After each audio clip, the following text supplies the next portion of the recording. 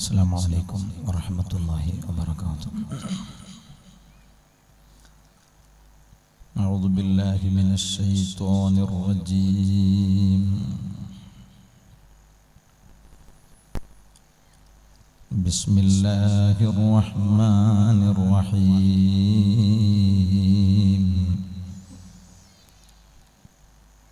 الحمد لله رب العالمين.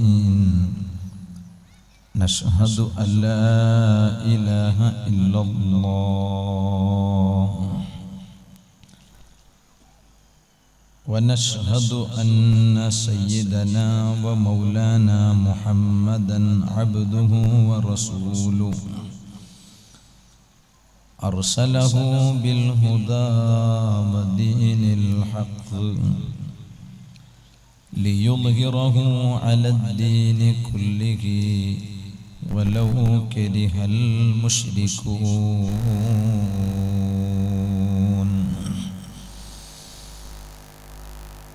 الصلاة والسلام عليك يا سيدي يا رسول الله. خذ بيدي قلت حيلتي أدركني يا حبيب الله.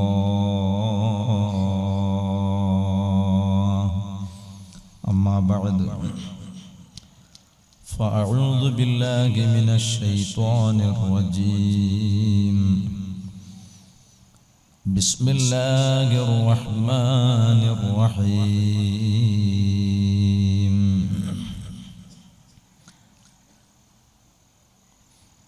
إن المبذرين كانوا إخوان الشياطين وكان الشيطان لربه كفورا. صدق الله العلي العظيم. صدق وبلغ رسوله النبي الكريم.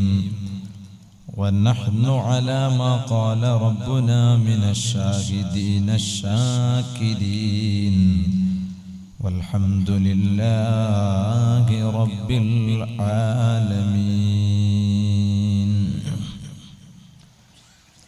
يا رحمة الله إني خائف وجلو. يا نعمة الله إني مفلس عاني. وليس لي عمل ألقى العليم به سوى محبتك العظمى وإيماني. يا رب بالمصطفى بلغ مقاصدنا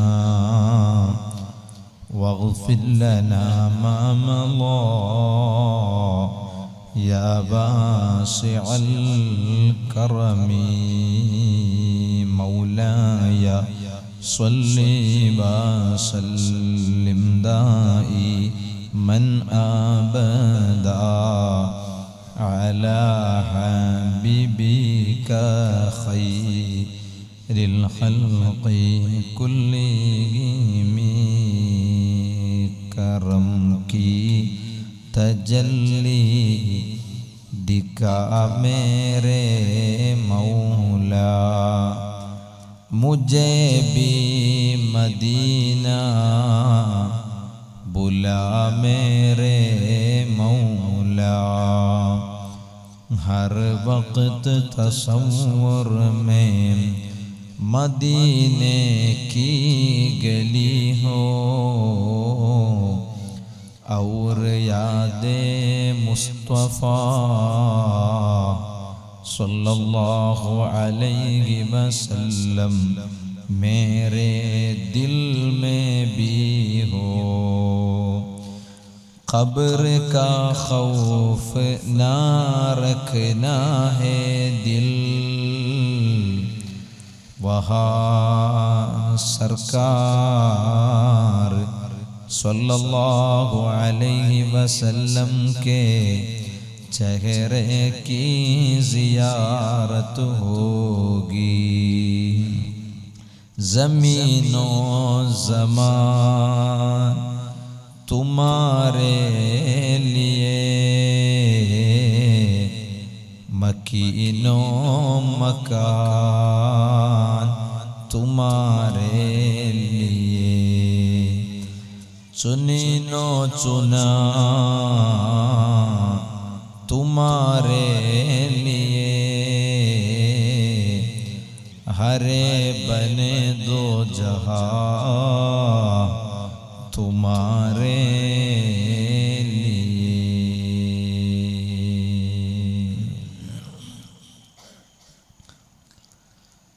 സർവാദരണീയരായ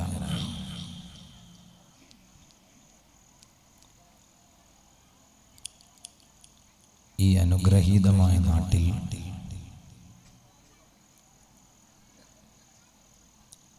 ദീനീ പ്രവർത്തനങ്ങൾക്കും ആത്മീയ പ്രവർത്തനങ്ങൾക്കും നേതൃത്വം നൽകിക്കൊണ്ടിരിക്കുന്ന ആദരണീയരായ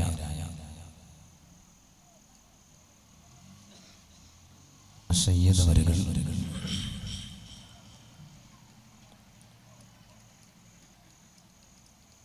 മറ്റു ഉസ്താദുമാർ,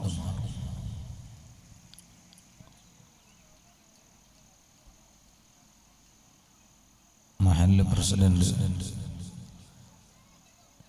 കരീം സായിദി ഉസ്താദ് ഉൾപ്പെടെയുള്ള മഹല്ല് കമ്മിറ്റി, ഉറൂസ് കമ്മിറ്റി ഭാരവാഹികൾ, പ്രിയപ്പെട്ട മുതഅല്ലിമീങ്ങൾ, നല്ലവരായ കാരണവന്മാർ, യുവാക്കൾ, ഉമ്മമാർ, സഹോദരിമാർ, നമ്മുടെ ഈ പരിപാടിയെ ലൈവായി വീക്ഷിച്ചു കൊണ്ടിരിക്കുന്ന പ്രവാസികളും അല്ലാത്തവരുമായ സഹോദരന്മാർ, അവരുടെ ഉറൂസിനോട് അനുബന്ധിച്ച് സംഘടിപ്പിക്കപ്പെട്ടിട്ടുള്ള ഇൽമിന്റെ സദസ്സിലാണ് നാം ഉള്ളത്. അല്ലാഹു തആല ഈ സദസ്സിന്റെ എല്ലാ അർത്ഥത്തിലുള്ള ബറകാത്തുകൾ നമുക്ക് നൽകി അനുഗ്രഹിക്കുമാറാവട്ടെ. ഈ വിനീതനെ സംബന്ധിച്ചിടത്തോളം ഇത് മൂന്നാമതായിട്ടാണ് ഇവിടെ പ്രഭാഷണത്തിന് വരുന്നത്.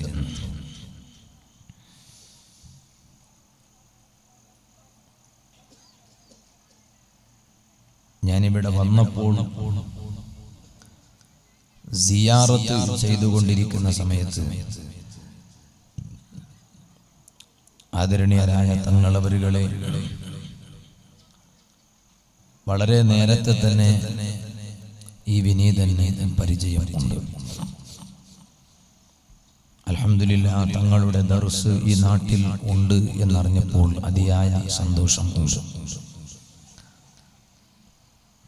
തങ്ങളവരുകൾ പറഞ്ഞു, ഇവിടെ മറപ്പെട്ട് കിടക്കുന്ന മഹാരഥന്മാർ വലിയ മഹാരഥന്മാരാണ്. അത് അവരുടെ ചാരത്ത് എപ്പോഴും ഉള്ള ആളുകൾക്ക് അനുഭവിച്ച് മനസ്സിലാക്കാൻ പറ്റിയതാണ് എന്ന് ഞാൻ മനസ്സിലാക്കി.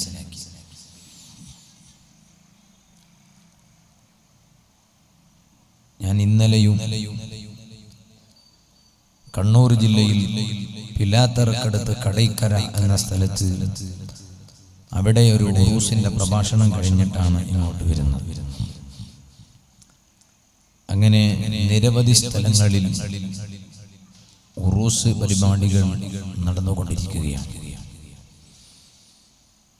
മഹാരഥന്മാരായ ഔലിയാക്കളെ ബഹുമാനിക്കുകയും സ്നേഹിക്കുകയും അവർ കാണിച്ചു തന്ന വഴിയിൽ സഞ്ചരിക്കുകയും ചെയ്യാൻ അല്ലാഹു നമുക്ക് തൗഫീഖ് ചെയ്യുമാറാവട്ടെ. സഹോദരങ്ങളെ, കുറഞ്ഞ കാലം മാത്രം ജീവിക്കാൻ അവസരം ഉള്ള ഒരു ലോകമാണ് ഈ ഭൗതിക ലോകം.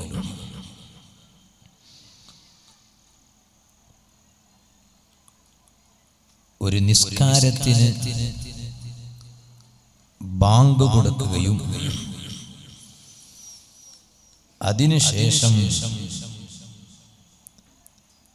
ആ നിസ്കാരത്തിന് വേണ്ടി ഇഖാമത്ത് കൊടുക്കുകയും ചെയ്യുക. അതിൻ്റെ ഇടയിലുള്ള സമയം വളരെ കുറഞ്ഞ സമയമാണ്. പണ്ഡിതന്മാർ പഠിപ്പിക്കുന്നു, ഇതുപോലെ ഒരു ചെറിയ കാലം മാത്രം ജീവിക്കാൻ അവസരം ഉള്ള ഒരു ജീവിതമാണ് മനുഷ്യന്റെ ജീവിതം ഈ ഭൗതിക ലോകത്തിൽ. ബുദ്ധിയും വിവേകവും ഉള്ള മനുഷ്യൻ അവൻ ശാശ്വതമായ പരലോകത്തെ തിരഞ്ഞെടുക്കുകയാണ്. വമൽ ഹയാത്തു ദുനിയാ ഇല്ലാ ലഅബും വലഹു. ഈ ദുനിയാവിലുള്ള ജീവിതം കേവലം കളിയും തമാശയും മാത്രമാണ്. വലൽ ആഖിറതു ഖൈറുൻ ലില്ലദീന യത്തഖൂൻ. അല്ലാഹുവിനെ പേടിച്ച് ജീവിക്കുന്ന മുത്തഖീങ്ങളെ സംബന്ധിച്ചിടത്തോളം അവർക്ക് പരലോകമാണ് ഉത്തമം. ഇത് പറഞ്ഞതിന് ശേഷം അല്ലാഹു തആല ചോദിക്കുകയാണ്, അഫലാ തഅഖിലൂൻ, നിങ്ങൾ എന്തേ ചിന്തിക്കാത്തത്? നിങ്ങൾ ചിന്തിക്കുന്നില്ലയോ? സുഹൃത്തുക്കളെ, ഈ കുറഞ്ഞ കാലാവധിയുള്ള ജീവിതം അത് എന്നേക്കും ശാശ്വതമായി ജീവിക്കേണ്ടുന്ന പരലോകത്ത് വിജയം കൈവരിക്കാനുള്ള ജീവിതം ആയിരിക്കണം. കാരണം ഇവിടെ ജീവിക്കുന്ന ഓരോ മണിക്കൂറിനും ഓരോ മിനിറ്റിനും ഓരോ സെക്കൻഡിനും ഓരോ മൈക്രോ സെക്കൻഡിനും അല്ലാഹുവിന്റെ കോടതിയിൽ കണക്ക് പറയാൻ. നമ്മുടെ ആയുസ്സിനനുസരിച്ച് അല്ലാഹുവിന്റെ കോടതിയിൽ കണക്ക് പറയാനുണ്ട്. നിനക്ക് ഞാൻ ഇത്രയും ആരോഗ്യം നൽകി, ഇത്രയും കാലം ദുനിയാവിൽ ജീവിക്കാൻ നിനക്ക് ഞാൻ അവസരം നൽകി. ആ കാലയളവിൽ നീ എങ്ങനെ ജീവിച്ചു? നിന്റെ ആയുസ്സിനെ നീ എങ്ങനെ തീർത്തു? നിന്റെ ആരോഗ്യത്തെ നീ എങ്ങനെ ചെലവഴിച്ചു എന്നെല്ലാം വ്യക്തമായ ഒരു കണക്ക് അവതരിപ്പിക്കാതെ അല്ലാഹുവിന്റെ കോടതിയിൽ വെച്ച കാല് എടുത്തു വെക്കാൻ സാധ്യം അല്ല എന്ന് മുഹമ്മദ് റസൂലുള്ളാഹി സ്വല്ലല്ലാഹു അലൈഹി വസല്ലം തങ്ങൾ പഠിപ്പിച്ചു. അതുകൊണ്ടൊരു വിവേകമുള്ള ഒരു മനുഷ്യൻ, അത് പുരുഷനാകട്ടെ സ്ത്രീയാകട്ടെ, ആ കണക്ക് ബോധ്യപ്പെടുത്താനുണ്ടെന്ന ബോധത്തോടെയുള്ള ജീവിതം ആയിരിക്കും ഈ ദുനിയാവിൽ ജീവിക്കുക. യുവത്വം അത് ഭ്രാന്തിന്റെ കലവറയായിട്ടാണ് നബി സല്ലല്ലാഹു അലൈഹി വസല്ലം പരിചയപ്പെടുത്തിയത്. പലതും ചെയ്യാൻ തോന്നുന്ന ഒരു പ്രായമാണ് യുവത്വം എന്ന് പറഞ്ഞാൽ. പക്ഷെ ആ സമയത്ത് തോന്നുന്നതെല്ലാം ചെയ്യുന്നതിന് പകരം അഷ്റഫുൽ ഖൽഖ് മുഹമ്മദുർ റസൂലുള്ളാഹി സല്ലല്ലാഹു അലൈഹി വസല്ലമ തങ്ങൾ പൊരുത്തപ്പെട്ടത് എന്താണോ അത് മാത്രം ചെയ്യുന്നവനാണ് ഒരു ബുദ്ധിയുള്ള യുവാവും ഒരു ബുദ്ധിയുള്ള യുവതിയും. ഉമർ ഇബ്നുൽ ഖത്താബ് റളിയല്ലാഹു അൻഹു വലിയ താക്കത്തുള്ള സ്വഹാബിയാണ്. ഉമർ ഇബ്നുൽ ഖത്താബ് റളിയല്ലാഹു അൻഹു നല്ല ആരോഗ്യമുള്ള സ്വഹാബി. ആ മഹാനവരുകളുടെ വിഷയം എഴുതി വെച്ച സ്ഥലത്ത് കാണാൻ കഴിയും. ഒരു കാര്യം ചെയ്യാൻ വേണ്ടി ഇറങ്ങിയാൽ നബി സല്ലല്ലാഹു അലൈഹി വസല്ലം തങ്ങൾ അത് വിലക്കിയിരിക്കുന്നു എന്ന വിവരം കിട്ടിയാൽ പിന്നെ അതിലേക്ക് മഹാനവരികൾ മുന്നോട്ട് പോവുകയില്ല. കാരണം നബി സല്ലല്ലാഹു അലൈഹി വസല്ലം തങ്ങളുടെ പാതയെ പൂർണ്ണമായും അനുധാവനം ചെയ്ത് ജീവിച്ച മഹാന്മാരാണ് ഉമർ ഇബ്നുൽ ഖത്താബ് റളിയല്ലാഹു അൻഹു ഉൾപ്പെടെയുള്ള മറ്റുള്ള എല്ലാ സ്വഹാബത്തും. അതുകൊണ്ട് തന്നെ മുസ്ലിമീങ്ങളെ സംബന്ധിച്ചിടത്തോളം അവർ യഥാർത്ഥത്തിൽ മുസ്ലിമീങ്ങളാകുന്നത് അവരുടെ പേരുകൊണ്ടല്ല, അല്ലെങ്കിൽ വീട്ടിലെ അഡ്രസ് കൊണ്ടല്ല, മറിച്ച് അവരുടെ സംസാരം ഇസ്ലാമിന് യോജിച്ചുകൊണ്ടായിരിക്കണം, അവരുടെ ചിന്തകൾ ഇസ്ലാമിന് യോജിച്ചുകൊണ്ടായിരിക്കണം, അവരുടെ ചെയ്തികളും പ്രവർത്തനങ്ങളും എല്ലാം ഇസ്ലാമിന് യോജിച്ചുകൊണ്ടായിരിക്കണം. അതുകൊണ്ടല്ലേ നബി സല്ലല്ലാഹു അലൈഹി വസല്ലമ തങ്ങൾ പറഞ്ഞു, എന്റെ സമുദായത്തിന് ഒരു കാലം വരാനിരിക്കുന്നു, ലാ യബ്ഖാ മിനൽ ഇസ്ലാമി ഇല്ലാ ഇസ്മു വലാ മിനൽ ഖുർആനി ഇല്ലാ റസ്മു. ആ കാലഘട്ടത്ത് ഇസ്ലാമിൽ അവശേഷിക്കുന്നത് ഇസ്ലാം എന്ന പേര് മാത്രം ആണ്. ധാരാളം ഉറൂസ് നടക്കുന്നു, ധാരാളം വഅദിന്റെ സദസ്സുകൾ സംഘടിപ്പിക്കപ്പെടുന്നു. പക്ഷേ വഅദ് കേൾക്കുന്നു, പിരിയുന്നു, വഅദ് പറയുന്നു, പിരിയുന്നു. അതൊന്നും ഈ മുസ്ലിമീങ്ങളുടെ ജീവിതത്തിൽ കാണാറില്ല. പേരിൽ മാത്രം ഇസ്ലാം. നിന്റെ പേരെന്താണ് എന്ന് ചോദിച്ചാൽ എന്റെ പേര് മുഹമ്മദ്. നിന്റെ ബാപ്പാന്റെ പേരെന്താണെന്ന് ചോദിച്ചാൽ പിതാവിന്റെ പേര് അബ്ദുല്ലാഹ്, അബ്ദുറഹ്മാൻ. ഉദാഹരണം പറയാം. അല്ലെങ്കിൽ നിന്റെ പേരെന്താണെന്ന് ചോദിച്ചാൽ ഫാത്തിമ. ഫാത്തിമാന്റെ ഉമ്മാന്റെ പേരെന്താണെന്ന് ചോദിച്ചാൽ ആയിഷ. ആയിഷാന്റെ ഉമ്മാന്റെ പേരെന്താണെന്ന് ചോദിച്ചാൽ ഖദീജ. ഖദീജാന്റെ ഉമ്മാന്റെ പേരെന്താണെന്ന് ചോദിച്ചാൽ നഫീസ. നഫീസാന്റെ ഉമ്മാന്റെ പേരെന്താണെന്ന് ചോദിച്ചാൽ റംല. എന്നിങ്ങനെ ഞാൻ നിങ്ങളെ ഭാര്യമാരെ പേരൊന്നും പറഞ്ഞല്ല, ഞാൻ ഉള്ള പേര് ഇങ്ങനെ പറഞ്ഞു മാത്രം. ഇങ്ങനെ അങ്ങോട്ടും ഇങ്ങോട്ടും മിണ്ടണ്ട. ഇയാളെന്താ എന്റെ തിരിയന്റെ പേര് പറയുന്നത്? തിരിയോന്ന് അറിയാം? എന്റെ തിരിയോന്ന് അറിയാം? ആണോ? ഭാര്യ തന്നെ. ചില സ്ഥലത്ത് പോയാൽ തിരിയോന്ന് അറിയാം. എന്റെ നാട്ടിൽ തിരിയാന്ന് അറിഞ്ഞാൽ ഫാൻ തിരിയുന്നതിനാണ് തിരിയാന്ന് അറിയാം. ഞാൻ പറഞ്ഞു വന്നത്, ഇങ്ങനെ ഇസ്ലാമിന്റെ പേര് നിലനിൽക്കുന്നു എന്നല്ലാതെ ഇസ്ലാമിന്റെ ചിഹ്നങ്ങളോ അടയാളങ്ങളോ അവരിൽ കാണാൻ സാധ്യം അല്ല. വലാ മിനൽ ഖുർആനി ഇല്ലാ റസ്മു. ഖുർആൻ അതല്ലാഹുവിന്റെ കലാമാണ്, കലാമുല്ലാഹ്. ദാലികൽ കിതാബു ലാ റൈബ ഫീഹ്. ആ ഖുർആനിൽ ഒരു സംശയമേ ഇല്ല.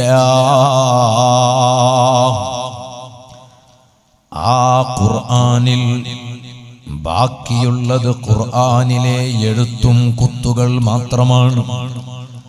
ഖുർആൻ ഓതാൻ ആളുകളെ കിട്ടുന്നില്ല. പള്ളിയിൽ കയറിയാൽ ധാരാളം ഖുർആനുണ്ട്, ഒരുപാട് മുസ്ഹഫുകളുണ്ട്. പക്ഷേ വെള്ളിയാഴ്ച ദിവസം, ഇന്ന് വെള്ളിയാഴ്ച ദിവസമല്ലേ, ഒരൽപ്പം നേരത്തെ പള്ളിയിൽ വന്ന് ആ മുസ്ഹഫങ്ങെടുത്ത് അൽ കഹ്ഫ് സൂറത്ത് ഓതാൻ ഇവനെ കിട്ടുന്നില്ല. ചിലപ്പോ പള്ളിയിൽ ഇരുന്നു കൊണ്ട് തന്നെ ഉസ്താദ് ഖുതുബ ഓതിക്കൊണ്ടിരിക്കുന്നതിന്റെ ഇടയിൽ ഇവൻ ചിലപ്പോ ഫേസ്ബുക്ക് നോക്കുന്നുണ്ടാകും, ഇവൻ ചിലപ്പോ വാട്സപ്പിൽ മെസ്സേജ് അയക്കുന്നുണ്ടാകും, വന്ന മെസ്സേജ് വായിക്കുന്നുണ്ടാകും.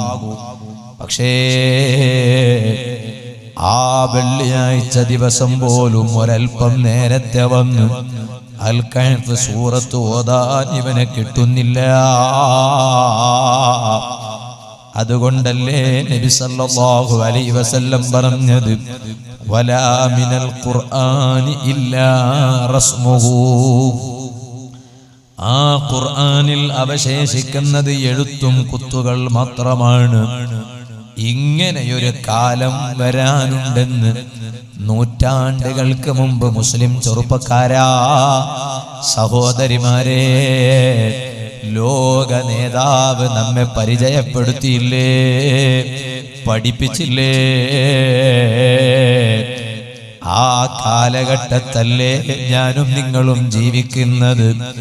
ഇവിടെ ഒരു മുസ്ലിം ചെറുപ്പക്കാരനിലേക്ക് നോക്കിയിട്ട് മുസ്ലിമാണെന്ന് പറയാൻ കഴിയില്ല. ഒരു മുസ്ലിം യുവതിയിലേക്ക് നോക്കിയിട്ട് മുസ്ലിമത്തായ യുവതിയാണെന്ന് പറയാൻ കഴിയില്ല.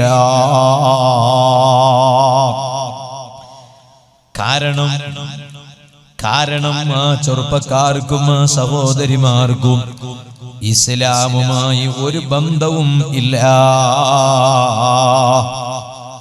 ഓ ചെറുപ്പക്കാരാ, നമ്മൾ ഒരിക്കലും ആഭാസങ്ങളുടെ പിന്നാലെ പോകരുത്. മുസ്ലിം എന്ന് പറഞ്ഞാൽ ആരാണ്? മുസ്ലിം എന്ന് പറഞ്ഞാൽ ഇസ്ലാമിനെ പൂർണ്ണമായും അംഗീകരിക്കുന്നവൻ എന്നാണ്. അവനല്ലേ മുസ്ലിം എന്ന് പറയൂ, അവനല്ലേ മുഅ്മിൻ ആവുകയുള്ളൂ. ആ മുഅ്മിനിനല്ലേ സ്വർഗം അല്ലാഹു തആല സംവിധാനിച്ചിട്ടുള്ളത്. ആ മുസ്ലിം പൂർണ്ണമായും ഒരു മുസ്ലിം ആകണമെങ്കിൽ ഇസ്ലാമിന്റെ നിയമങ്ങളെ പൂർണ്ണമായും അനുസരിക്കുകയും അംഗീകരിക്കുകയും അതനുസരിച്ച് ജീവിക്കുകയും ആവശ്യമാണ്. അതുകൊണ്ടല്ലേ ഇസ്ലാമിൽ ചില നിയമങ്ങളെ സ്വീകരിക്കുന്നു, വേറെ ചില നിയമങ്ങളെ കൈവിടുന്നു. അത് യഥാർത്ഥ മുസ്ലിം അല്ല. ഞാനൊരു ചെറിയ ഉദാഹരണം പറയാം, നിങ്ങൾ മനസ്സിലാക്കിയെടുക്കാൻ വേണ്ടി. അതാ കൃത്യമായും നിസ്കരിക്കുന്നു, നിസ്കരിക്കണം എന്ന് പഠിപ്പിച്ച മതം ഏതാണ്? ഇസ്ലാമാണ്. ആരാണ് നിസ്കരിക്കണം എന്ന് പറഞ്ഞത്? അത് അല്ലാഹു തആലയാണ്. ആ അല്ലാഹു പറഞ്ഞ ആശയത്തെ നമ്മിലേക്ക് എത്തിച്ചതെന്ന നബി ആരാണ്? അഷ്റഫുൽ ഖൽഖ് മുഹമ്മദുർ റസൂലുള്ളാഹി സല്ലല്ലാഹു അലൈഹി വസല്ലമ തങ്ങളാണ്. എന്നാൽ ഈ മനുഷ്യൻ നിസ്കരിക്കുന്നു, പക്ഷേ അതാ അന്യ പെണ്ണിനോട് അവിഹിത ബന്ധം സ്ഥാപിക്കുന്നു. നിസ്കരിക്കുന്നു, അന്യ പെണ്ണിനോട് അവിഹിത ബന്ധം സ്ഥാപിക്കുന്നു. നിസ്കരിക്കുന്നു, മ്യൂസിക്കിന്റെ ഹറാമായ പാട്ട് കേൾക്കുന്നു. നിസ്കരിക്കുന്നു, ഹറാമായ സിനിമ കാണുന്നു. ഇതിന്റെ അർത്ഥം എന്താണ്? അവൻ പരിപൂർണ മുസ്ലിമല്ല. എന്തേ കാരണം? അവന്റെ മനസ്സിൽ യഥാർത്ഥത്തിൽ ഈമാൻ ഇരുന്നിട്ടില്ല. അപകടമല്ലേ ബാപ്പാ,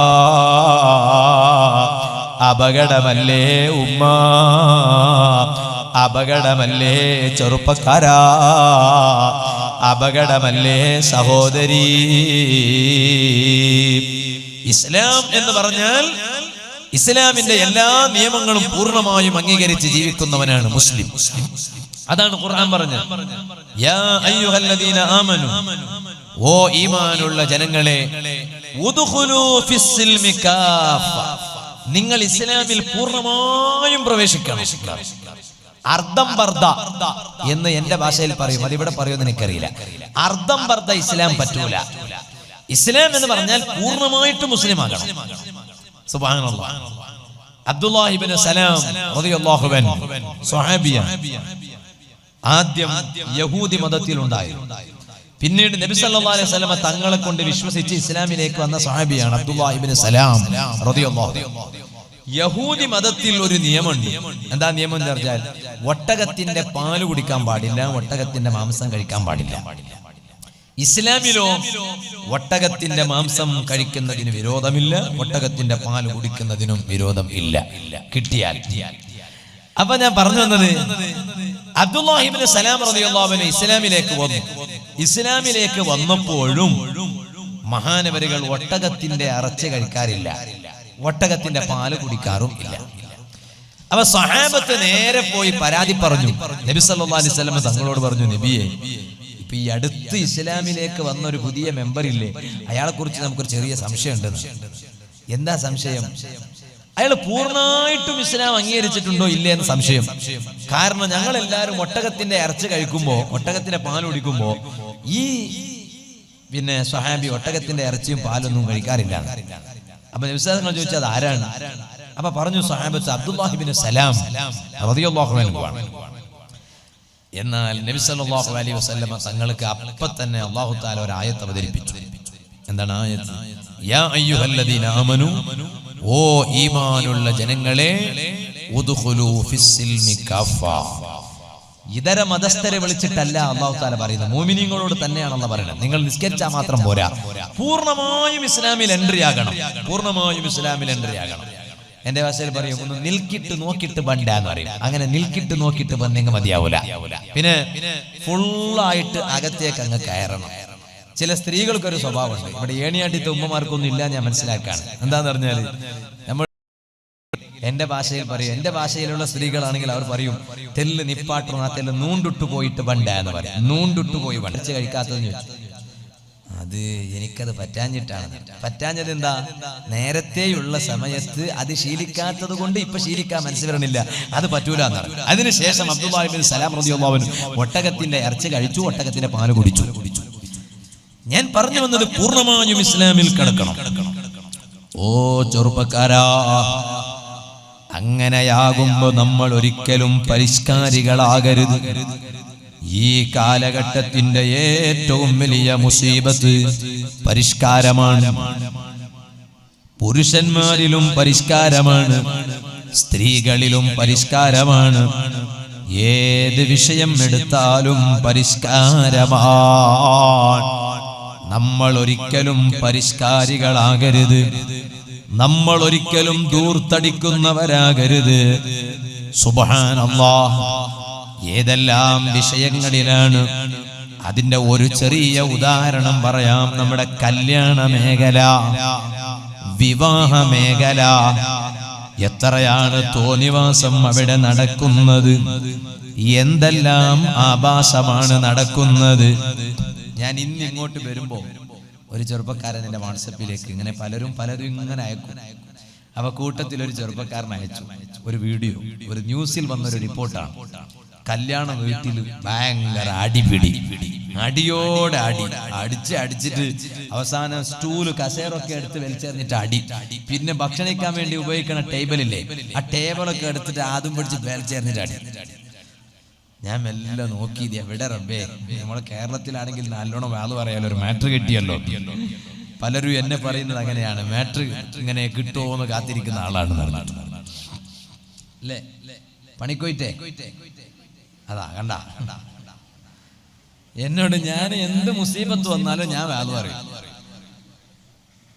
അപ്പൊ എല്ലാവർക്കും എല്ലാം ഇഷ്ടമാണ്. പണിക്കൊയിറ്റേ എന്നതിനെ കുറിച്ച് പറഞ്ഞപ്പോ ഇഷ്ടമില്ല. അപ്പൊ പലരും എനിക്ക് വാട്സാപ്പിൽ മെസ്സേജ്, ഉസ്താദെ, ഞാൻ ഉസ്താദിന്റെ വലിയ മുഹിബാണ്, ഉസ്താദിന്റെ വാല് എല്ലാവർക്കും ഷെയർ ചെയ്യുന്ന ആളാണ് ഞാൻ. പക്ഷെ എന്നോട് ഒരാൾ ഉസ്താദിനെ കുറിച്ച് ഒന്ന് പറഞ്ഞപ്പോ എനിക്ക് ഭയങ്കര സങ്കടമായി പോയി. അപ്പൊ ഞാൻ ചോദിച്ചു, എന്താന്ന് ചോദിച്ചു. അപ്പൊ പറഞ്ഞു, ഉസ്താദെ, നിങ്ങൾ പണിക്കൊയിറ്റേ എന്ന് പറയുന്നതിനെതിരെ സംസാരിച്ചിട്ടുണ്ടല്ലോ, അത് പറയാൻ വേണ്ടില്ലായിരുന്നു. അത് അത്ര വലിയ തെറ്റൊന്നും അല്ലല്ലോ, അതൊരു ചെറിയ തമാശ അല്ലേ, എന്തിനാണ് അയാൾ അതൊക്കെ പറയേണ്ടത്? മൂപ്പർ ഇങ്ങനെ കിട്ടാൻ വേണ്ടി കാത്തിരിക്കുന്ന ആളെന്ന് പറഞ്ഞിട്ട് എന്നോട് ഒരാൾ പറഞ്ഞു എന്ന് പറഞ്ഞിട്ട് ഒരു ചെറുപ്പക്കാരൻ ഇങ്ങനെ ഒന്നൊന്നുമല്ല പലരും. അന്ന് ഞാൻ സത്യം പറഞ്ഞാൽ അത് ആദ്യമായിട്ട് പ്രസംഗിച്ചത് ബേക്കൽ മഖാം ഉറൂസിലാണ്. അന്നാണ് ഞാൻ പ്രസംഗിച്ചത്. അപ്പോ അന്ന് രാത്രി തന്നെ ഞാൻ അവിടെ തന്നെ ഒരു വീട്ടിൽ കിടന്നുറങ്ങാൻ വേണ്ടി പോയതാ. ഞാൻ വാല് കഴിഞ്ഞാൽ ഒന്ന് വാട്സപ്പും എല്ലാം തുറക്കും. കാരണം നമുക്ക് നമ്മുടെ സ്ഥാപനങ്ങളെ സഹായിക്കുന്ന പലരും ഉണ്ടാവും. അവർ പലപ്പോഴും ദ്വാരക്കാൻ പറയും, അങ്ങനെ പലതും ഒക്കെ ഉണ്ടാവും. അപ്പൊ ഞാൻ ഇങ്ങനെ തുറന്നു നോക്കിയപ്പോ അന്ന് ഗൾഫ് നോക്കിയിട്ടൊരു മെസ്സേജ്, ഭയങ്കരം. ഞാൻ ഉസ്താദിന്റെ വലിയ മുഹിബാണ്. മുഹിബ് തന്നെയാണ്, അല്ലാന്നല്ല, മുഹിബ് തന്നെയാണ്. അപ്പൊ ഇവിടെ എന്റെ കൂടെയുള്ള ചില ചെറുപ്പക്കാരൊക്കെ പറഞ്ഞു, എന്താ പറഞ്ഞെന്നറിയോ, അത് മൂപ്പർക്ക് പറയേണ്ട ആവശ്യമില്ലായിരുന്നു, അതൊരു തമാശയായിട്ട് പറയണല്ലേ. സുബ്ഹാനല്ലാഹ്. ഞാൻ അന്നത്തെ സദസ്സിൽ വളരെ സൗമ്യമായിട്ട് ചെറിയൊരു ഡോസ് മാത്രമേ കൊടുത്തിട്ടുള്ളൂ, ചെറിയൊരു സൂചന. പിറ്റേന്ന് 2 ദിവസം കഴിഞ്ഞപ്പോഴേക്കാണ് ഞാൻ പറഞ്ഞത്, ഇതിനെക്കുറിച്ച് ഒരു ദിവസം മൊത്തം വാല് പറയണോ. കാരണം ഇത് കേവലം തമാശയല്ല, എല്ലാവർക്കും ശല്യാണ്, എല്ലാവർക്കും ശല്യം. റോട്ടിലൂടെ ഇങ്ങനെ നടന്നു പോകുന്ന സമയത്ത് പണിക്ക് പറ്റിയ അതിരാവിലെ വീട്ടിൽ നിന്ന് ഇറങ്ങിയിട്ട് വൈകുന്നേരം വീട്ടിലേക്ക് മടങ്ങി വരിക. പണിക്ക് പോയിട്ടാ മടങ്ങി വരുന്നത്. ഓനോടും ചോദിക്കണേ പണിക്ക് പറ്റിയ പിരാന്ത് ഹാരളകാതിരിക്കുവോ. എന്നിട്ട് സ്ത്രീകൾ, നമ്മുടെ മുസ്ലിം സ്ത്രീകൾ ധരിക്കുന്ന പർദ്ദല്ലേ, നമ്മൾ ഇഞ്ഞമാർന്നവരിവിടെ, ഇഞ്ഞമാർന്ന താത്തമാരാ, ഇഞ്ഞ. അപ്പൊ ഇഞ്ഞമാർ ധരിക്കണ പർദ്ദ ധരിച്ചിട്ട് വന്നിട്ട് എന്താണ്, എന്താ ഇഞ്ഞ? ഇഞ്ഞല്ല, ഇത് കുഞ്ഞ. ഇതാണെന്നെയാണ് ഈ പർദ്ദ ഇട്ടിട്ട് വന്നത്. ആണ് പർദ്ദ ഇടാൻ പറ്റുമോ? പിന്നെ അപ്പൊ എന്തിനാണ് ഇത് പർദ്ദ ഇട്ടിട്ട് വീഡിയോ ആക്കിയത്? പണിക്ക് പറ്റിയെന്ന് ചോദിക്കാനാണ്. അപ്പൊ ഇവിടെ അടുത്തിരിക്കുന്ന ആണുങ്ങളൊക്കെ ഈ ഇഞ്ഞവൽക്കരിക്കപ്പെട്ടവൻ, ഇഞ്ഞല്ല, ആണാണ്, ഇഞ്ഞാന്റെ പർദ്ദയിട്ടിട്ട് വന്നതാ. അപ്പൊ ഈനോട് ചോദിക്കാം പണിക്കൊയിട്ടേ ഇഞ്ഞാൻ. അപ്പൊ ഇഞ്ഞ കയ്യിലുള്ള മറ്റേ കവറും പർദ്ദൊക്കെ വലിച്ചെറിഞ്ഞിട്ട് വരിക. ഇഞ്ഞല്ല, ആണെന്നെ, ഇഞ്ഞന്റെ പോലെ വേഷം ധരിച്ചതാ. സുബ്ഹാനല്ലാഹ്. എന്നിട്ട് ഈ പണിക്കൊയിറ്റേ എന്ന് പറയാൻ വേണ്ടി മാത്രം ഒരുപാട് വീഡിയോകൾ ഉണ്ടാക്കി. എന്താറിയോ പ്രശ്നോ? ഞാൻ പിന്നെ മനസ്സിലാക്കി, നോക്കുമ്പോ ഈ വൈറസ് എല്ലാ നല്ല മനുഷ്യന്മാരിലും പടർന്നിട്ടുണ്ട്. അതാ വിഷയം. ഈ കല്യാണത്തിന്റെ ആഭാസവും മറ്റു ആഭാസങ്ങളൊക്കെ അതിൻ്റെതായ ആളുകളിലേ ഉണ്ടാവുള്ളൂ. ഇതെല്ലാവരും അങ്ങോട്ടും ഇങ്ങോട്ടും പണിക്ക്. ഉസ്താദിനെ വാട്സാപ്പിൽ മെസ്സേജ് ആക്കി ചോദിക്കാം, ഉസ്താദെ പണിക്ക് പറ്റേ, ഇപ്പൊ രാത്രി 3 മണിക്ക്. എന്താ ഇപ്പൊ ഈ വൈറസിന്റെ ഒരു സൂക്കേട്? ഏറ്റവും വലിയ വൈറസാണ്. ഇപ്പൊ കുറഞ്ഞുട്ടാ, ഇപ്പൊ കുറഞ്ഞു. എന്നോട് ആർക്കും വെറുപ്പ് തോന്നരുത് കേട്ടോ, ദയവ് ചെയ്ത് ഞാൻ പറയാണ്. അതുപോലെയുള്ള വൈറസുകളുടെ പിന്നാലെ നമ്മൾ പോകരുത്. സുബ്ഹാനല്ലാഹ്. ഉസ്താദിനെ മെസ്സേജ് ആക്കിയിട്ട് പണിക്ക് പോയിട്ട് ചോദിക്കാം. ഉസ്താദാണെങ്കിൽ 5 നേരം പള്ളിയിൽ നാട്ടുകാരെ നിസ്കരിപ്പിക്കാൻ വേണ്ടി നിൽക്കുകയാണ്. ആ ഉസ്താദിനോട് ചോദിക്കാം പണിക്ക് പോയിട്ട്, ഉസ്താദ് എങ്ങോട്ട് പണിക്ക് പോകാനാ? ഇരിക്കട്ടെ, ഞാൻ പറഞ്ഞു വന്നത്. അപ്പോ ഞാൻ ഇങ്ങനെ എന്തെങ്കിലും പറഞ്ഞാല് അത് വെറുതെ എന്തെങ്കിലും പറയില്ല, അത് ഉള്ളത് കൊണ്ടാണ്. പിന്നീട് നോക്കുമ്പോഴാണ് അത് വല്ലാത്തൊരു സൂക്കേടാണെന്ന് മനസ്സിലായത്. ഇപ്പൊ അതൊക്കെ അൽഹംദുലില്ലാഹ് കുറഞ്ഞു വന്നു. കുറഞ്ഞില്ലേ? ഇവർക്കാണ് അത് കൂടുതൽ അറിയാം. അല്ല, ഇവർക്ക് അറിയാന്ന് പറഞ്ഞ ഇവർ അതിന്റെ ആളുകളായിട്ടല്ല, ഇവർ ഓരോ ക്ലിപ്പുകൾ ഇങ്ങനെ എല്ലായിടത്തും എത്തിക്കുന്നത് കൊണ്ട് അതിന്റെ ഫലം എന്താണെന്ന് അവർക്കറിയാം. അതുകൊണ്ട് ഫമൻ ശാഫൽ യുമിൻ വമൻ ശാഫൽ യക്ഫുർ. ഹിദായത്ത് അല്ലാഹു തആല ആർക്ക് കൊടുത്തോ അവരത് കേട്ട് അനുസരിക്കും, അല്ലാത്തവർ അവരിങ്ങനെ വിടും. എനിക്കെതിരെ ടിക്ടോക്ക് ഉണ്ടാക്കിയ എത്ര ചെറുപ്പക്കാരുണ്ട്. സുബ്ഹാനല്ലാഹ്. ഞാൻ ഇന്നലെ ഒരു ടിക്ടോക്കിന്റെ ക്ലിപ്പ് കണ്ടു. കല്യാണത്തിന് ഒരു ചെറുപ്പക്കാരന്റെ കല്യാണം ഉറപ്പിച്ചിട്ട് ആ ചെറുപ്പക്കാരന്റെ കല്യാണം മുടങ്ങി. എന്റെ മുടങ്ങാൻ കാരണം തരുമോ? ഇവൻ ടിക്ടോക്കിലെ വീരനാണെന്ന് അറിഞ്ഞപ്പോ മുടങ്ങിയതാണ്. അപ്പൊ എന്റെ വയലാണ്, ആ വയൽ എല്ലായിടത്തും എത്തി. ഒരുപാട് നല്ല ചെറുപ്പക്കാരും സഹോദരിമാരും ടിക്ടോക്കിൽ നിന്ന് മാറി നിന്നു, നമ്മളെ വിളിച്ചറിയിച്ചിട്ടുണ്ട്. അപ്പൊ ഞാൻ പറഞ്ഞു വന്നത്, ഇത് മാറി നിന്നപ്പോ ഒരു ചെറുപ്പക്കാരൻ എന്റെ പ്രസംഗം കട്ട് ചെയ്തിട്ട് അതിന്റെ ഒരു ഭാഗം, ഒരു ചെറുപ്പക്കാരൻ കല്യാണത്തിന് ഒരുങ്ങി എന്ന് പറയുന്ന ഭാഗം അവൻ കോട്ടൊക്കെ ഇട്ടിട്ട് ഇങ്ങനെ അത്ര സ്പ്രേ ഒക്കെ അടിച്ചിട്ട് കല്യാണത്തിന് ഒരുങ്ങുന്ന ദൃശ്യമാണ് കാണിക്കുന്നത്. അതിന്റെ കുറച്ചപ്പുറം എന്റെ വേലെത്തുമ്പോ ഞാൻ പറഞ്ഞു, പിന്നീട് അവൻ ടിക്ടോക്കിൽ വീരനാണെന്ന് അറിഞ്ഞപ്പോ കല്യാണം മുടങ്ങി. അപ്പൊ ഇവൻ ഈ സ്പ്രേ ഒക്കെ വലിച്ചെറിഞ്ഞിട്ട് മുഖമൊക്കെ ഇങ്ങനെ വീർപ്പിക്കുക, എന്താ കല്യാണം മുടങ്ങിയല്ലോ. ഇതുവരെ ടിക്ടോക്ക് ആക്കിയിരിക്കാൻ. ജനങ്ങൾക്ക് പറഞ്ഞു കൊടുക്കൽ മാത്രമാണ് നമ്മെ കൊണ്ട് കഴിയുക. പിന്നെ നീ അത്തരത്തിലുള്ള ആഭാസങ്ങളുടെ പിന്നാലെ പോകരുത്. ഇന്നൽ മുബദ്ദിരീന, ഖുർആൻ പറഞ്ഞില്ലേ, ഇന്നൽ മുബദ്ദിരീന കാനൂ ഇഖ്വാനശ് ശയാത്തീൻ. ഈ ദൂർത്തടിച്ച് ജീവിക്കുന്ന പരിഷ്കാരികളായ ആളുകൾ അവർ പിശാചിന്റെ കൂട്ടുകാരാണ്. ചെറുപ്പക്കാരാ ശരിക്കും മനസ്സിലാക്കണം, കല്യാണത്തിന്റെ പേരിൽ എത്ര തോന്നിവാസങ്ങളാണ് നടക്കുന്നത്. സുബ്ഹാനല്ലാഹ്, നമ്മൾ മുസ്ലിമീങ്ങളായിട്ട് നമ്മുടെ കല്യാണ വീടുകളിൽ തോന്നിവാസം നടക്കുകയാണെങ്കിൽ നമ്മൾ പരിഷ്കാരികളായി എന്നല്ലേ അതിന്റെ അർത്ഥം. ആ പരിഷ്കാരികളെ കുറിച്ച്, ധൂർത്തടിക്കുന്നവരെ കുറിച്ച് അല്ലാഹ് ഖുർആനിൽ പരിചയപ്പെടുത്തിയത് അവരാരാണെന്നാണ്. ഇന്നൽ മുബദ്ദിരീന കാനൂ ഇഖ്വാന ശയാത്തീൻ. അവർ അല്ലാഹുവിന്റെ ആളുകൾ അല്ല, അവർ നബിമാരുടെ ആളുകൾ അല്ല, അവർ ഔലിയാക്കളുടെ ആളുകൾ അല്ല, അവർ പിശാചിന്റെ കൂട്ടുകാരാണ് കേട്ടോ. ആരാണ് ഈ പിശാച്? എന്നിട്ട് അല്ലാഹു തആല പറയുകയാണ്, വകാന ശൈത്വാനു ലിറബ്ബിഹി കഫൂറാ. പിശാച് അല്ലാഹുവിനെ ധിക്കരിച്ചവനാണ്, അല്ലാഹുവിനെ നിഷേധിച്ചവനാണ്. ആ പിശാചിന്റെ കൂട്ടുകാരാണ് ധൂർത്തടിച്ച് ജീവിക്കുന്നവർ. നമ്മൾ അങ്ങനെയാകരുത്. നമ്മുടെ ഓരോ വിവാഹം മാതൃകായോഗ്യമായ വിവാഹമാകണം. അല്ലാഹു തൗഫീഖ് ചെയ്യട്ടെ. കല്യാണം കഴിഞ്ഞവരൊന്ന് കൈവക്ക്. കല്യാണം കഴിഞ്ഞവർ ബിസ്മില്ലാഹിർ റഹ്മാനിർ റഹീം. എനിക്ക് കല്യാണം കഴിച്ചിട്ടുണ്ട്. ആ 1, 2 ഒക്കെ മുക്കിയാൽ മതി. എനിക്കറിയാതിരുന്ന അല്ലാഹു ബർക്കത്ത് ചെയ്യട്ടെ. എന്നെ കല്യാണം കഴിക്കാത്തവരെന്ന് കൈവക്ക്. ഒന്നാമത്തെ കല്യാണം, രണ്ടാമത്തല്ല, ബാക്കിയൊക്കെ കല്യാണം കഴിച്ചതാ. വെറുതെ വരാം. ആകെ ഈ മുത്താലിമികൾ മാത്രമേ കല്യാണം കഴിക്കാത്തവരുള്ളൂ. അല്ലാഹു തആല നല്ല മാതൃകായോഗ്യമായ വിവാഹം കാഴ്ചവെക്കാൻ അല്ലാഹു തൗഫീഖ് ചെയ്യട്ടെ. എന്തേ കാരണം എന്തേ കാരണം? കല്യാണം എന്നത്, വിവാഹം എന്നത് കളിയല്ല. വിവാഹം എന്നത് കാര്യമാണ് ചെറുപ്പക്കാരാ. വിവാഹം എന്നത് കാര്യമാണ് സഹോദരി, കളിയല്ല. എത്ര ആളുകളാണ് കല്യാണം കഴിഞ്ഞിട്ട് മനസ്സിന് സമാധാനം കിട്ടുന്നില്ല. മനസ്സിന് സമാധാനം കിട്ടാത്ത എത്ര ആളുകളാണ്. കല്യാണം ഭയങ്കര സുഖാണെന്ന് മനസ്സിലാക്കിയിട്ട് കല്യാണം കഴിഞ്ഞു. പിന്നീടാണ് ഇവൻ ചിന്തിക്കുന്നത്, ഇത് വേണ്ടായിരുന്നു, ഇതത്ര സുഖമുള്ള കാര്യമൊന്നല്ല, ഇത് വേണ്ടായിരുന്നു, ഇത് ടെൻഷനാണ്. ഒരിക്കലും നമ്മുടെ ദാമ്പത്യ ജീവിതം അങ്ങനെയാകരുത്. അപ്പൊ നമ്മുടെ വൈവാഹിക ജീവിതം നല്ല ബറക്കത്തുള്ള ജീവിതമാകണം. അതിന് നമ്മൾ എവിടുന്ന് ശ്രദ്ധിക്കണം? കല്യാണത്തിന് മുമ്പ് മുതൽക്ക് തന്നെ നമ്മൾ ശ്രദ്ധിക്കണം. സുബ്ഹാനല്ലാഹ്, ഒരു പെണ്ണിനെ പ്രണയിച്ച്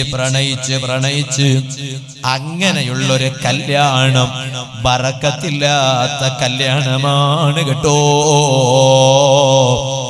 ആ ദാമ്പത്യ ജീവിതത്തിൽ ബറക്കത്തില്ല. സർവ ചെറുപ്പക്കാരും മനസ്സിലാക്കണം, സർവ സഹോദരിമാരും മനസ്സിലാക്കണം.